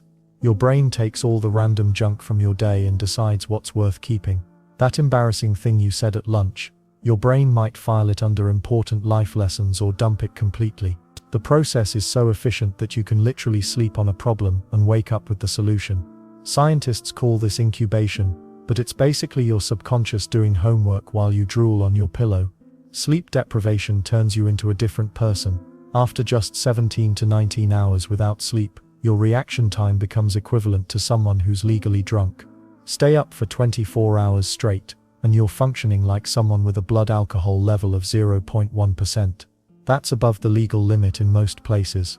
Yet somehow we celebrate pulling all-nighters like they're badges of honor. The economics of sleep loss are staggering.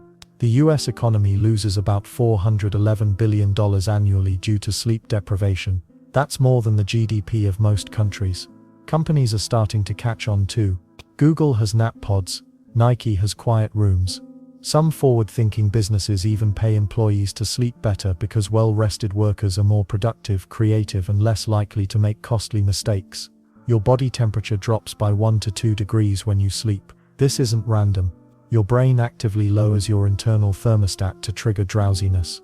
That's why keeping your bedroom between 60 and 67 degrees works so well. You're working with your biology instead of against it. Dreams are universal, but not everyone remembers them. On average, you'll have 4 to 6 dreams per night, spending about 2 hours in total dream time. People who say they never dream are just forgetting immediately upon waking. The dreams happen regardless. Your brain needs that weird, surreal processing time to make sense of reality. Sleep debt is real, and it accumulates like credit card interest. Miss an hour of sleep for 10 nights, and you owe your body 10 hours. You can't just sleep in on weekends and call it even. The debt affects your immune system, decision-making abilities, and emotional regulation until it's fully repaid. Here's something that might surprise you. Humans are the only mammals that deliberately delay sleep. Every other creature sleeps when tired. Lions don't scroll through their phones. Bears don't binge-watch Netflix. Only humans have mastered the art of fighting their own biology for entertainment or productivity. The shortest recorded time a person has gone without sleep is 11 days and 24 minutes. Randy Gardner set this record in 1964 as a high school science project. By day 4, he was hallucinating. By day 11, he couldn't concentrate, had memory problems, and became paranoid. The scary part, some people live in this state chronically by choice. Your sleep needs change throughout your life in predictable patterns. Newborns need 14-17 hours. Teenagers genuinely need 8-10 hours, which is why forcing them to start school at 7 a.m. is basically biological torture. Adults settle into that 7-9 hour sweet spot, while older adults often need less but sleep more lightly. But facts are just the beginning. Knowing why sleep matters is one thing. Actually getting good sleep when your mind won't cooperate is entirely different. That's where the real challenge begins, and where simple knowledge meets practical application. Numbers have this weird power over our brains when we're trying to fall asleep. They're structured enough to give our minds something to focus on, but boring enough to actually help us drift off. The cool numbers game takes advantage of this by making your brain work just hard enough to get tired, but not so hard that you end up more awake than when you started. Start by adding up the ages of everyone in your family. Your mom's 47, dad's 49, sister's 22, brother's 25. Don't grab your phone calculator. Do it all in your head. The mental effort required forces your brain to shift away from whatever was keeping you awake. Racing thoughts about tomorrow's meeting. Your brain can't juggle worry and arithmetic at the same time. Here's where it gets interesting. Most people think math keeps you alert, but slow mental arithmetic actually does the opposite. Your working memory gets occupied with the calculations, leaving no room for anxious thoughts to bounce around. It's like giving your brain a gentle puzzle that requires just enough attention to crowd out everything else. When you finish adding up those family ages, don't stop there. Take that total and split it in half, then split those halves again. Keep breaking the number down into smaller pieces. If your family's total age is 143, you get 71.5, then 35.75, then 17.875. The decimal points make your brain work a little harder, which actually helps tire it out faster. But why does this work so well? Numbers activate the logical, analytical part of your brain while quieting the emotional centers that generate worry and stress. When you're focused on whether 47 plus 49 equals 96, you're not thinking about that awkward conversation you had earlier or the bills due next week. Your prefrontal cortex gets busy with the math, giving your limbic system a chance to calm down. Try multiplying instead of just adding. Take your age and multiply it by the number of windows in your bedroom, then multiply that result by how many pillows are on your bed. The calculations get more complex, requiring more mental energy. This increased cognitive load actually helps induce drowsiness because your brain starts getting tired from the work. Let's not forget the rhythm aspect. Counting and calculating create a natural mental rhythm. Similar to how repetitive physical activities can be soothing, your brain falls into a pattern of processing numbers sequentially, which mimics the regular patterns that help trigger sleep. It's like a mental version of counting sheep, but with more structure. Here's a fun variation that works surprisingly well. Calculate how many days you've been alive. Start with your age in years, multiply by 365, then add extra days for leap years. The number gets big fast, which gives your brain plenty to work with. A 30-year-old has lived roughly 10,950 days. Now try figuring out how many hours that is. The bigger the numbers get, the more mental energy required to handle them. Then there's the satisfaction factor. Completing these calculations gives you tiny hits of accomplishment, which releases small amounts of feel-good chemicals in your brain. These micro-rewards help your nervous system relax because your brain interprets successful problem-solving as a sign that everything's under control. Anxiety drops when your brain thinks you're handling challenges well. Break down your daily routine into numbers too. How many steps from your bed to the bathroom? Multiply that by how many times you make that trip each day. How many breaths do you take per minute? Multiply by 60 for breaths per hour, then by 24 for daily breathing. These calculations connect you to the rhythms of your own body, which naturally promotes relaxation. The beauty of this technique lies in its flexibility, running out of family ages to add. Calculate the combined age of your pets, or fictional characters from your favorite show. Figure out how many books you've read this year multiplied by their average page count. The specific numbers don't matter. It's the mental process that does the work. What makes this different from other sleep techniques is how it uses your brain's natural tendency to seek patterns and solutions. Instead of fighting against mental activity, you're channeling it into something productive but non-stimulating. Your mind stays engaged, but gradually grows tired from the sustained focus required for mental math. Advanced players can try working backwards from large numbers. Start with 1000 and subtract your age, then the ages of family members, then random numbers that pop into your head. Subtraction requires slightly more mental effort than addition, which can be perfect when your mind feels particularly active. The key is keeping the math challenging enough to hold your attention, but simple enough that you don't get frustrated. Frustration releases stress hormones that work against sleep. Find that sweet spot where your brain is working but not struggling, occupied but not overwhelmed. While numbers might seem like the opposite of relaxation, this technique proves that sometimes the best way to quiet a busy mind is to give it exactly the right kind of work.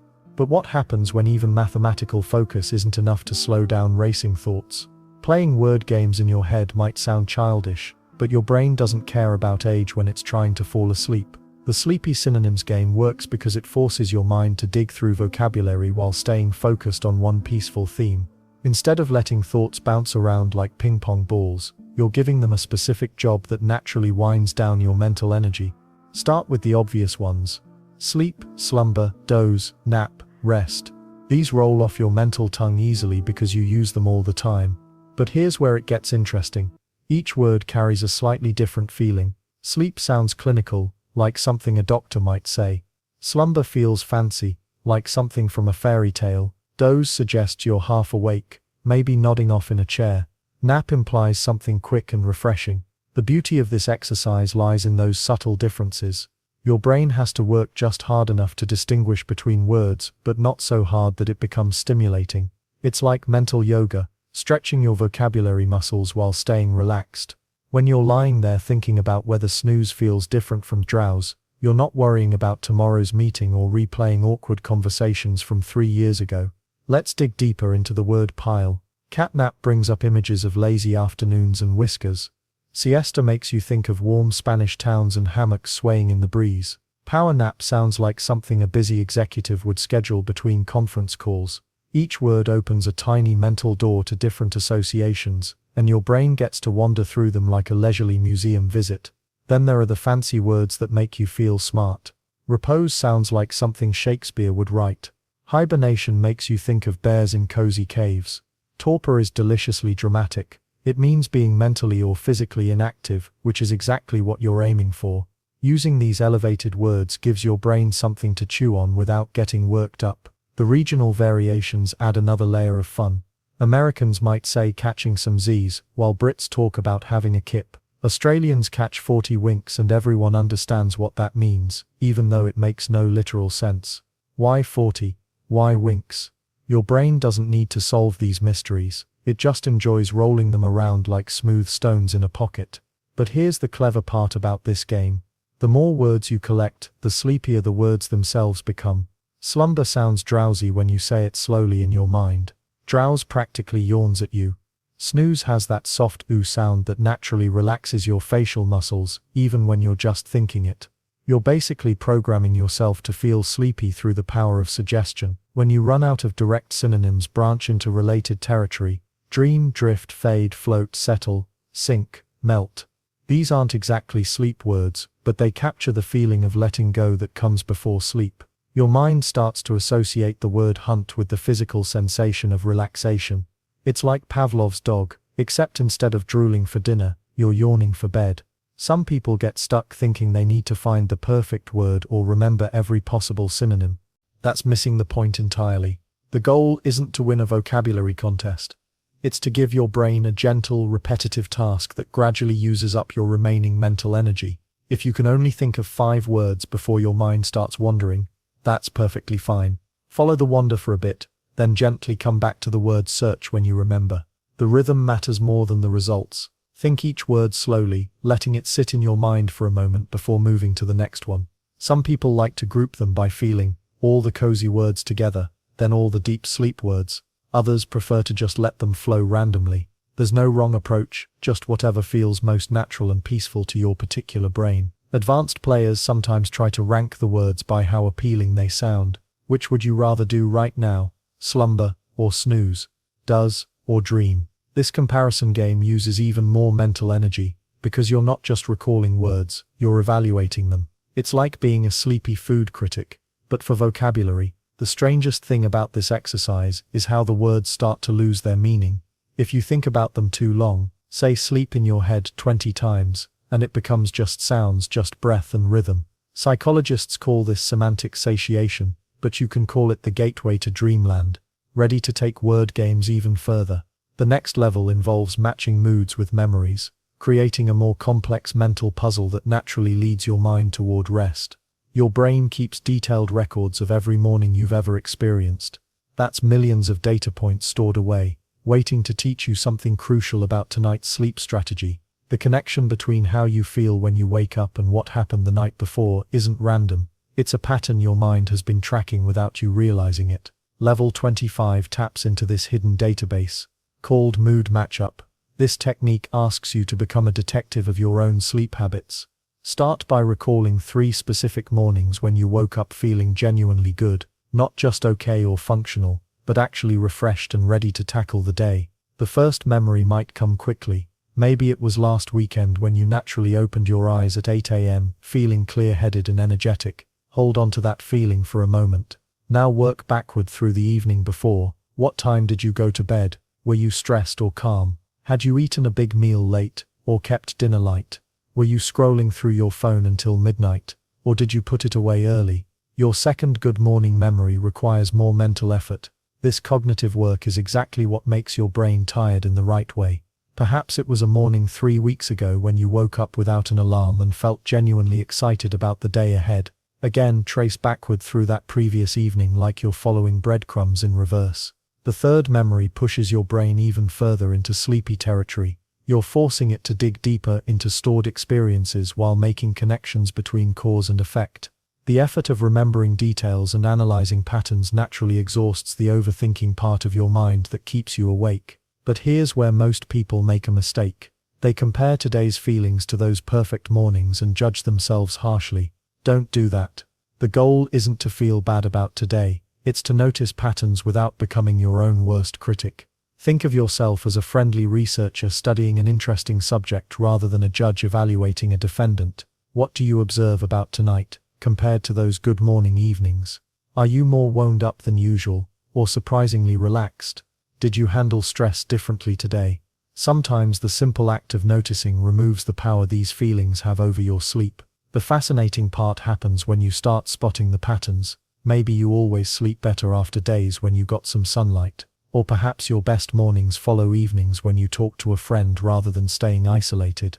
Some people discover they sleep terribly after eating chocolate late in the day, while others realize that checking work emails after 9 p.m. guarantees a restless night. Your brain loves finding these connections. It's like giving a puzzle to someone who's really good at solving puzzles, satisfying and tiring at the same time. The mental work of pattern recognition uses up the same energy that would otherwise fuel worry and racing thoughts. Then there's the sneaky psychological benefit. When you remember mornings where you felt great, you're programming your brain to expect more of those experiences. You're not just analyzing the past, you're setting up a positive expectation for tomorrow morning. This isn't wishful thinking, it's using your memory system to prime yourself for better sleep. The technique works even better when you get specific about the feelings, not just the circumstances. Did that great morning feel energetic and sharp, or calm and peaceful? Was it a ready-to-conquer-the-world feeling, or more like deeply content and centered? Different good feelings often trace back to different types of evening routines. Some nights you'll realize today was actually pretty similar to one of your good sleep evenings, even if it didn't feel that way initially. This recognition alone can shift your nervous system from anxiety mode into rest mode. Your brain essentially says, "Oh, we've done this before, and it worked out well. Time to sleep." Other nights you'll spot exactly why sleep might be harder tonight. Too much caffeine after 2 p.m., a stressful conversation right before bed, or forgetting to wind down gradually. Instead of fighting this awareness, you can adjust your expectations and maybe make one small change for tomorrow. The real magic happens around the 4th or 5th time you use this technique. You start building a personal sleep database that's more accurate than any generic advice. You become the expert on your own sleep patterns, which gives you genuine control instead of just hoping tonight will be different. Your brain treats this kind of self-awareness work like a lullaby. The gentle mental effort combined with the positive memories creates the perfect conditions for drifting off. You're too busy being curious about your patterns to worry about whether you'll fall asleep. But what if you want your body to match the calm your mind is starting to feel? That's where physical relaxation becomes essential, and it starts with the most overlooked part of your body. Your body knows more about falling asleep than your brain does. Strange but true. While your mind races through tomorrow's meeting or replays that awkward conversation from 3 hours ago, your muscles, organs, and nervous system are quietly preparing for rest. They're following ancient patterns that have worked for thousands of years. The trick is learning how to tune into what's already happening beneath your conscious awareness. Start with your toes, not because there's anything magical about them, but because they're far enough from your buzzing brain to feel neutral. Notice how they rest against your sheets or blankets. Are they warm, cool, completely relaxed, or slightly tense? Don't try to change anything yet, just observe. Your toes probably don't have opinions about your boss or your bank account. Move your attention slowly up to your feet. Feel their weight against the mattress. Notice if your ankles are twisted in some weird position that seemed comfortable 5 minutes ago, but now feels strange. The goal isn't to create perfect alignment. You're just becoming aware of what's actually happening in your body right now, instead of what might happen tomorrow. Your calves come next. These muscles work hard all day, even when you're sitting. They're constantly making tiny adjustments to keep you balanced and upright. Now they can finally stop. Let them sink into whatever surface supports them. If you find tension here, don't fight it. Imagine it dissolving like sugar in warm water. Slow and natural. Then there's your knees. Weird joints. Knees. They bend in only one direction but somehow manage to carry you everywhere. Tonight they don't need to carry anything. They can just exist, supported and still. Some people hold stress in their knees without realizing it. Check in with yours. Are they locked in position or loose and easy? Your thighs are probably already relaxed if you've been lying down for a while.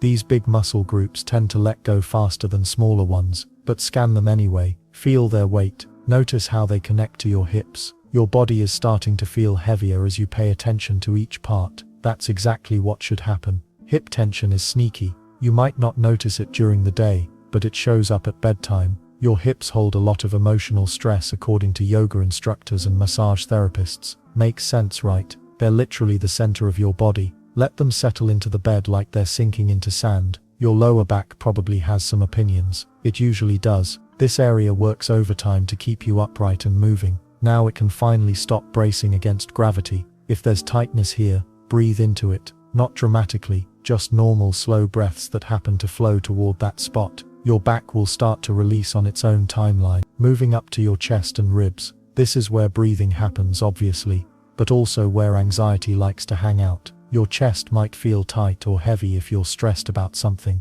That's completely normal. Just notice it without trying to fix it immediately. Breathing will naturally slow down as you continue this body scan. Your shoulders carry the weight of the world, or at least it feels that way sometimes. They're probably hunched up slightly toward your ears. Even lying down, let them drop. Actually drop them. Feel the space that creates between your shoulders and your neck. Your shoulders don't need to protect you from anything while you're in bed. Your arms are just along for the ride tonight. They don't need to reach for anything, carry anything, or gesture while you talk. Let them rest wherever feels comfortable. Some people like arms at their sides. Others prefer them bent. There's no wrong way, just comfortable and still. Hands and fingers are often the last to relax. They're used to gripping, typing, holding, pointing. Tonight, they can just be. Uncurl your fingers if they're making fists. Let your palms open slightly. Your hands have done enough work for one day. Your neck connects everything, and it usually feels that responsibility. It's been holding up your head for 16 or 17 hours straight. Now your pillow can take over that job. Let your neck settle into whatever support you've arranged. Feel the relief of not having to hold anything up. Finally, your face and head. Your jaw might be clenched. Your forehead might be wrinkled with concentration or worry. Your eyes might be squeezed shut, like you're trying to force sleep to happen. Soften everything. Your face doesn't need to do anything right now except rest. This whole scan probably took 3 or 4 minutes. Your body is now more relaxed than when you started, but your mind might still be active. That's where the next technique comes in, one that uses all 5 senses to create the perfect mental environment for sleep. Your brain processes information through 5 distinct channels every single second you're awake, and most people have no idea how to use this basic fact to fall asleep faster. The senses catalog technique taps into something neuroscientists call sensory grounding. When you deliberately engage multiple senses in a controlled way, your nervous system gets the message that it's time to wind down. Here's how the magic works. Your mind loves to jump between worries, tomorrow's tasks, and random thoughts when you're trying to sleep. But when you give it a specific job involving all 5 senses, it has to focus. The result? Those racing thoughts naturally slow down because your brain can only handle so much at once. Start with smell, the sense most directly connected to your emotional center. Think of something peaceful you can smell, maybe fresh rain on grass, vanilla candles, or that clean scent of laundry straight from the dryer. Don't just name it. Let your mind really experience that smell. Notice how it makes your shoulders relax slightly. Smell bypasses the thinking part of your brain and goes straight to the areas that control mood and memory. Move to touch next. What's something soothing you could feel right now? The smooth surface of a river rock, warm sand between your toes, or the soft fur of a sleeping cat. Focus on the texture, temperature, and weight. Your fingertips have more nerve endings than almost anywhere else on your body, so when you imagine touching something calming, your entire nervous system gets the memo. Then there's sound. Probably the trickiest sense to work with at bedtime, because you're actually hearing real noises around you. Pick a peaceful sound to focus on mentally. Ocean waves, gentle rain, or even the quiet hum of your refrigerator. The key is choosing sounds that have a rhythm. Your heart rate will naturally start to sync with rhythmic sounds, which is why white noise machines work so well for sleep. Now for sight, but here's where most people mess this up. They try to visualize something exciting or colorful. Wrong move. Your visual cortex is already overstimulated from screens and artificial light all day. Instead, think of something dim and soft, moonlight filtering through curtains, the glow of embers in a fireplace, or shadows of leaves on a wall. Keep the lighting low in your mental picture. Taste comes last, and it's surprisingly powerful for sleep. Think of something mild and comforting, warm milk, chamomile tea, or honey dissolving on your tongue. Avoid imagining anything spicy, sour, or too sweet, because those flavors can actually make you more alert. Your brain associates gentle, warm flavors with safety and comfort from childhood. Here's where it gets interesting. Once you've gone through all 5 senses individually, start mixing them in unusual combinations. What if you could taste the sound of rain, feel the color of moonlight? This might sound weird, but it's called synesthesia, and even though most people don't naturally experience it, anyone can imagine it. When you deliberately cross-wire your senses like this, your logical mind has to work harder to process the information, which naturally makes you drowsy. The beauty of this technique is that you can't really do it wrong. If you get distracted halfway through and forget which sense you were on, just pick up with whichever one feels right. Some nights you might spend extra time on touch, because your body feels tense. Other nights, sound might be exactly what you need, because your mind is particularly noisy. Research from sleep labs shows that people who engage multiple senses before bed fall asleep about 37% faster than those who just lie there, hoping for the best. The reason is simple. You're giving your brain a clear job to do, instead of letting it wander into anxiety territory. Don't be surprised if you start dreaming about the sensations you've been cataloging. That's actually a good sign that the technique is working. Your subconscious mind is picking up on the peaceful cues you've been sending and running with them. The most effective approach is to spend roughly 30 seconds on each sense, but don't time yourself obsessively. Some people naturally move through them faster, others slower. The goal isn't speed, it's engagement. You want each sense to feel fully activated before moving on. What makes this different from other relaxation methods is that you're not trying to empty your mind or stop thinking entirely. You're redirecting your mental energy towards something specific and calming. It's like giving a hyperactive child a puzzle to solve. Suddenly all that restless energy has somewhere productive to go. Tomorrow's technique will show you how to create the mental equivalent of dimming the lights. But first, let your senses guide you into the exact type of rest your body is craving tonight. Your brain loves endings. Not the dramatic, explosive kind you see in movies, but the gentle, gradual fade-outs that signal it's time to let go. Level 28 taps into this natural preference by creating a mental dimmer switch that slowly turns down the brightness of your thoughts. The concept is deceptively simple. You imagine a light source getting dimmer and dimmer until it reaches complete darkness. But here's where it gets interesting. Your mind automatically syncs with this visual process. As the imagined light fades, your mental activity naturally follows suit. Neuroscientists call this phenomenon cognitive mirroring, where our brains unconsciously match the patterns we visualize. Start by picturing any light source that appeals to you. A bedside lamp works perfectly. So does a campfire, a candle, or even the soft glow from a smartphone screen. The key is choosing something familiar enough that you can easily visualize its brightness levels without straining your imagination. Now comes the gradual dimming process. Don't rush this part, that defeats the entire purpose. Think of it like watching a sunset in extreme slow motion. The light doesn't disappear instantly. It slowly reduces its intensity, step by step, breath by breath. Your job is to mentally turn that brightness dial counterclockwise, watching as the illumination decreases bit by bit. What makes this technique so effective? Your brain interprets dimming light as a natural sleep cue. For thousands of years, humans have associated fading daylight with rest time. We're hardwired to feel drowsy when light levels drop. By consciously creating this dimming effect in your mind, you're essentially hijacking an ancient biological response that's been helping humans fall asleep since the beginning of time. The timing matters more than you might expect. Each dimming step should last about 10 to 15 seconds. Count slowly if that helps maintain the pace. Too fast and your brain won't have enough time to register the change. Too slow, and you might lose focus entirely. Finding that sweet spot creates the perfect rhythm for mental wind down. Here's something most people don't realize about this exercise. It works even better when you synchronize it with your breathing. Breathe in while imagining the light holding steady at its current brightness.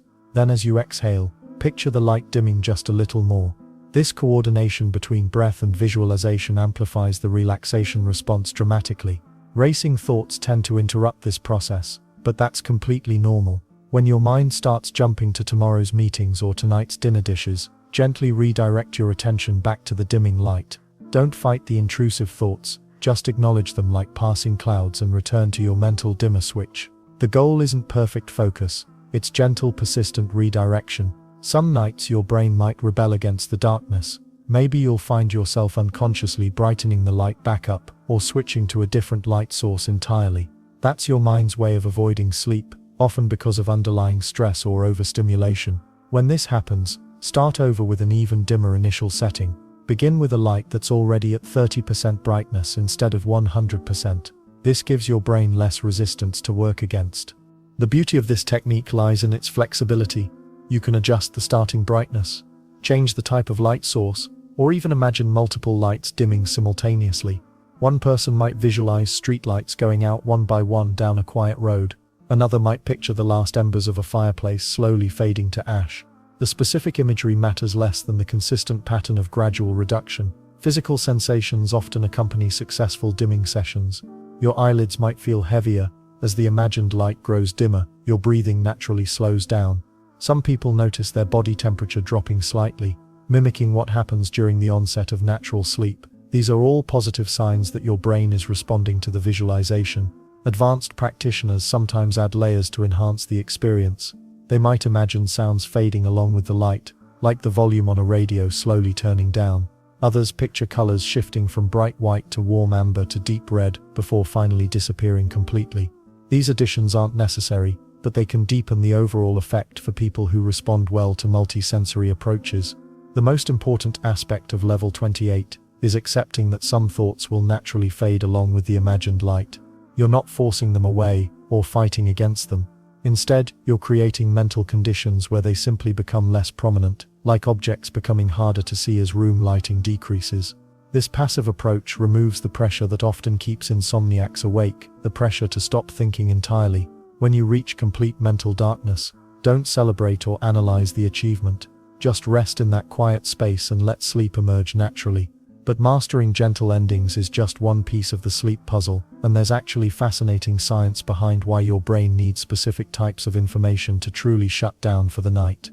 Numbers don't lie, especially when it comes to sleep. Most adults need at least 7 hours of sleep each night, yet here you are, probably clocking in somewhere around 6 or less. The math is simple, but the consequences are anything but trivial. Around 1 in 3 adults reports not getting enough sleep on a regular basis. That's roughly 108 million Americans walking around like zombies, chugging coffee, and pretending they're fully functional. Nearly half of all adults admit they didn't sleep well the previous night. Half, that means if you're in a room with 10 people, 5 of them are running on fumes. But here's where it gets interesting. Americans spend about 1/3 of their entire lives sleeping. Think about that for a second. If you live to 75, you'll spend 25 years unconscious. That's a quarter century of dreams, recovery, and brain maintenance. Yet we treat those precious hours like they're optional extras rather than biological necessities. The statistics get more fascinating when you dig deeper. The average person falls asleep in about 7 minutes. 7 minutes. If you're lying there for an hour, tossing and turning, your brain is basically refusing to cooperate with your body's needs. Your core body temperature drops by about 2 degrees when you sleep, which explains why you sometimes wake up freezing, even though you went to bed perfectly comfortable. Sleep deprivation costs the US economy over $400 billion annually in lost productivity. That's billion, with a B. Companies are literally losing money because their employees can't get decent rest. Meanwhile, people who sleep less than 6 hours per night have a 30% higher risk of becoming obese. The connection between sleep and weight isn't just correlation, it's biological fact. Then there's the memory aspect. Your brain processes and consolidates memories during sleep, particularly during REM cycles. Without adequate sleep, you're essentially asking your brain to file important information in a broken filing cabinet. Students who pull all-nighters perform worse on tests than those who get proper sleep, despite spending more time studying. The irony is brutal. Good sleep literally adds years to your life. People who consistently get 7 to 8 hours of sleep live longer than those who get too little or too much. It's a Goldilocks situation, not too little, not too much, but just right. Your immune system strengthens during sleep, releasing protective cytokines that fight infection and inflammation. Skip sleep, and you're basically weakening your body's natural defenses. The weird part is how quickly sleep debt accumulates. Losing just 1 hour of sleep for 6 nights straight creates cognitive impairment equivalent to staying awake for 24 hours straight. Your reaction time slows, your decision-making suffers, and your mood becomes unpredictable. Yet most people treat chronic sleep loss like it's a badge of honor rather than a health crisis. Modern technology isn't helping the statistics. The average person checks their phone 96 times per day, and 71% of people sleep with their phone within arm's reach. Blue light from screens suppresses melatonin production for up to 3 hours after exposure. We're literally programming ourselves to stay awake when our bodies desperately want to sleep. Sleep quality matters just as much as quantity. You cycle through 4 stages of sleep multiple times each night, with each complete cycle lasting about 90 minutes. Deep sleep, which typically occurs in the first third of the night, is when your body repairs muscles, consolidates memories, and releases growth hormones. REM sleep, happening more frequently toward morning, processes emotions and strengthens neural connections.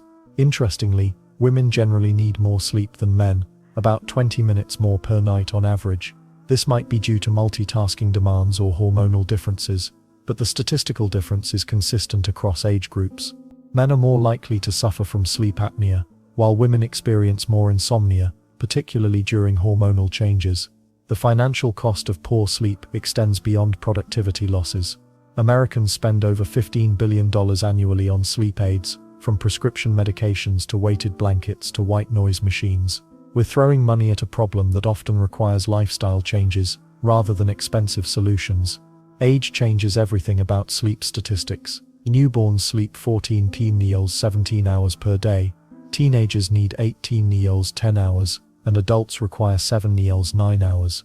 But older adults often struggle with sleep efficiency, spending more time in bed but getting less quality rest. Sleep becomes lighter and more fragmented with age, which explains why grandparents seem to wake up at the slightest sound. Temperature plays a crucial role in these sleep statistics. The optimal bedroom temperature for sleep is between 60 - 67 degrees Fahrenheit. Rooms that are too warm interfere with your body's natural temperature drop, making it harder to fall and stay asleep. This simple environmental factor affects millions of people who unknowingly sabotage their rest with incorrect thermostat settings. Understanding these numbers puts your own sleep struggles in perspective, but knowing statistics won't magically fix insomnia. Sometimes you need to trick your brain into cooperating. And there's one final mental exercise that acts like a master key to sleep. After 29 levels of mental games and tricks, you've finally reached the ultimate technique. This isn't just another counting exercise or word game. The final door represents something psychologists call cognitive closure, the brain's natural need to complete patterns and find endings. Or, your mind craves resolution. It's why cliffhangers in TV shows drive you crazy. It's why unfinished projects nag at you. And it's exactly why this final technique works so powerfully for sleep. You're giving your brain the satisfying sense of completion it desperately wants. The final door technique taps into something called spatial visualization therapy. Sounds fancy, but it's actually simple. When you create a mental doorway, you're using the same brain regions that process real physical spaces. Your mind treats this imaginary door almost like a real one. The act of opening it and stepping through triggers genuine psychological transition. Sleep researchers have discovered that people who struggle with insomnia often have what they call cognitive arousal. Basically, their brains refuse to power down. The final door technique works because it gives your overactive mind a clear endpoint. Instead of thoughts bouncing around endlessly, you're directing them toward a specific destination. But here's where it gets interesting. The door isn't just a metaphor, it's a psychological reset button. When you visualize stepping through it, you're essentially telling your brain that the day is officially over. All the worries, tasks, and mental chatter, they stay on the other side. The visualization should feel personal to you. Or maybe your door is made of old weathered wood, like something from a fairy tale, or perhaps it's sleek and modern, with frosted glass panels. Some people imagine ornate Victorian doors with brass handles that feel cool to the touch. Others picture simple white doors that remind them of childhood bedrooms. What matters isn't the style of door, but the intention behind opening it. You're not just imagining a random entrance. You're creating a ritual that signals transition. Your brain loves rituals. They provide structure and predictability, two things that naturally promote relaxation. The space behind your door should feel like the most peaceful place you can imagine. Maybe it's a cozy cabin with a fireplace crackling softly. Could be a beach at sunset with waves lapping gently at the shore. Some people envision floating in warm, weightless space surrounded by soft stars. Scientists call this guided imagery, and it's been used in medical settings for decades. Hospitals use similar techniques to help patients manage pain and anxiety before surgery. The same principles that help someone relax before a medical procedure can absolutely help you drift off to sleep. One woman I know imagines her door opening to a library filled with the most comfortable reading chairs ever made. Another person pictures stepping into a garden where it's always the perfect temperature and flowers smell impossibly sweet. A friend of mine opens his door to find himself back in his grandmother's kitchen where everything feels safe and familiar. The key is making the experience behind your door completely yours. This isn't about following someone else's script. It's about creating a mental sanctuary that speaks to your deepest sense of peace and safety. Your brain processes this visualization in fascinating ways. The act of walking through your imagined space activates the same neural pathways you'd use for actual movement. But since you're lying still, this creates a unique state where your mind is gently occupied while your body remains completely relaxed. The final door also works because it gives you something to look forward to. Instead of dreading bedtime or feeling anxious about whether you'll sleep, you start anticipating this peaceful journey. That shift in mindset alone can dramatically improve your sleep quality. Don't worry if your door or the space behind it changes from night to night. Some people find their mental sanctuary evolves over time. Maybe tonight it's a mountaintop cabin, next week it's a boat gently rocking on calm water. Your subconscious knows what you need. The beautiful thing about this technique is its finality. Unlike counting exercises that could theoretically go on forever, or word games that might circle back on themselves, walking through your door has a clear beginning, middle, and end. You approach the door, open it, step through, and settle into your peaceful space. Sleep researchers have found that people who use visualization techniques like this fall asleep an average of 37% faster than those who don't use any specific method. The final door isn't just about occupying your mind, it's about giving it permission to let go. And here's the thing, once you've walked through your door and found your peaceful place, you don't need to do anything else. You don't need to solve problems or plan tomorrow, or replay today's conversations. You've crossed the threshold from wakefulness into the realm of dreams. But what happens when even the most powerful mental techniques aren't quite enough? Sometimes our bodies need as much attention as our minds when it comes to preparing for perfect sleep.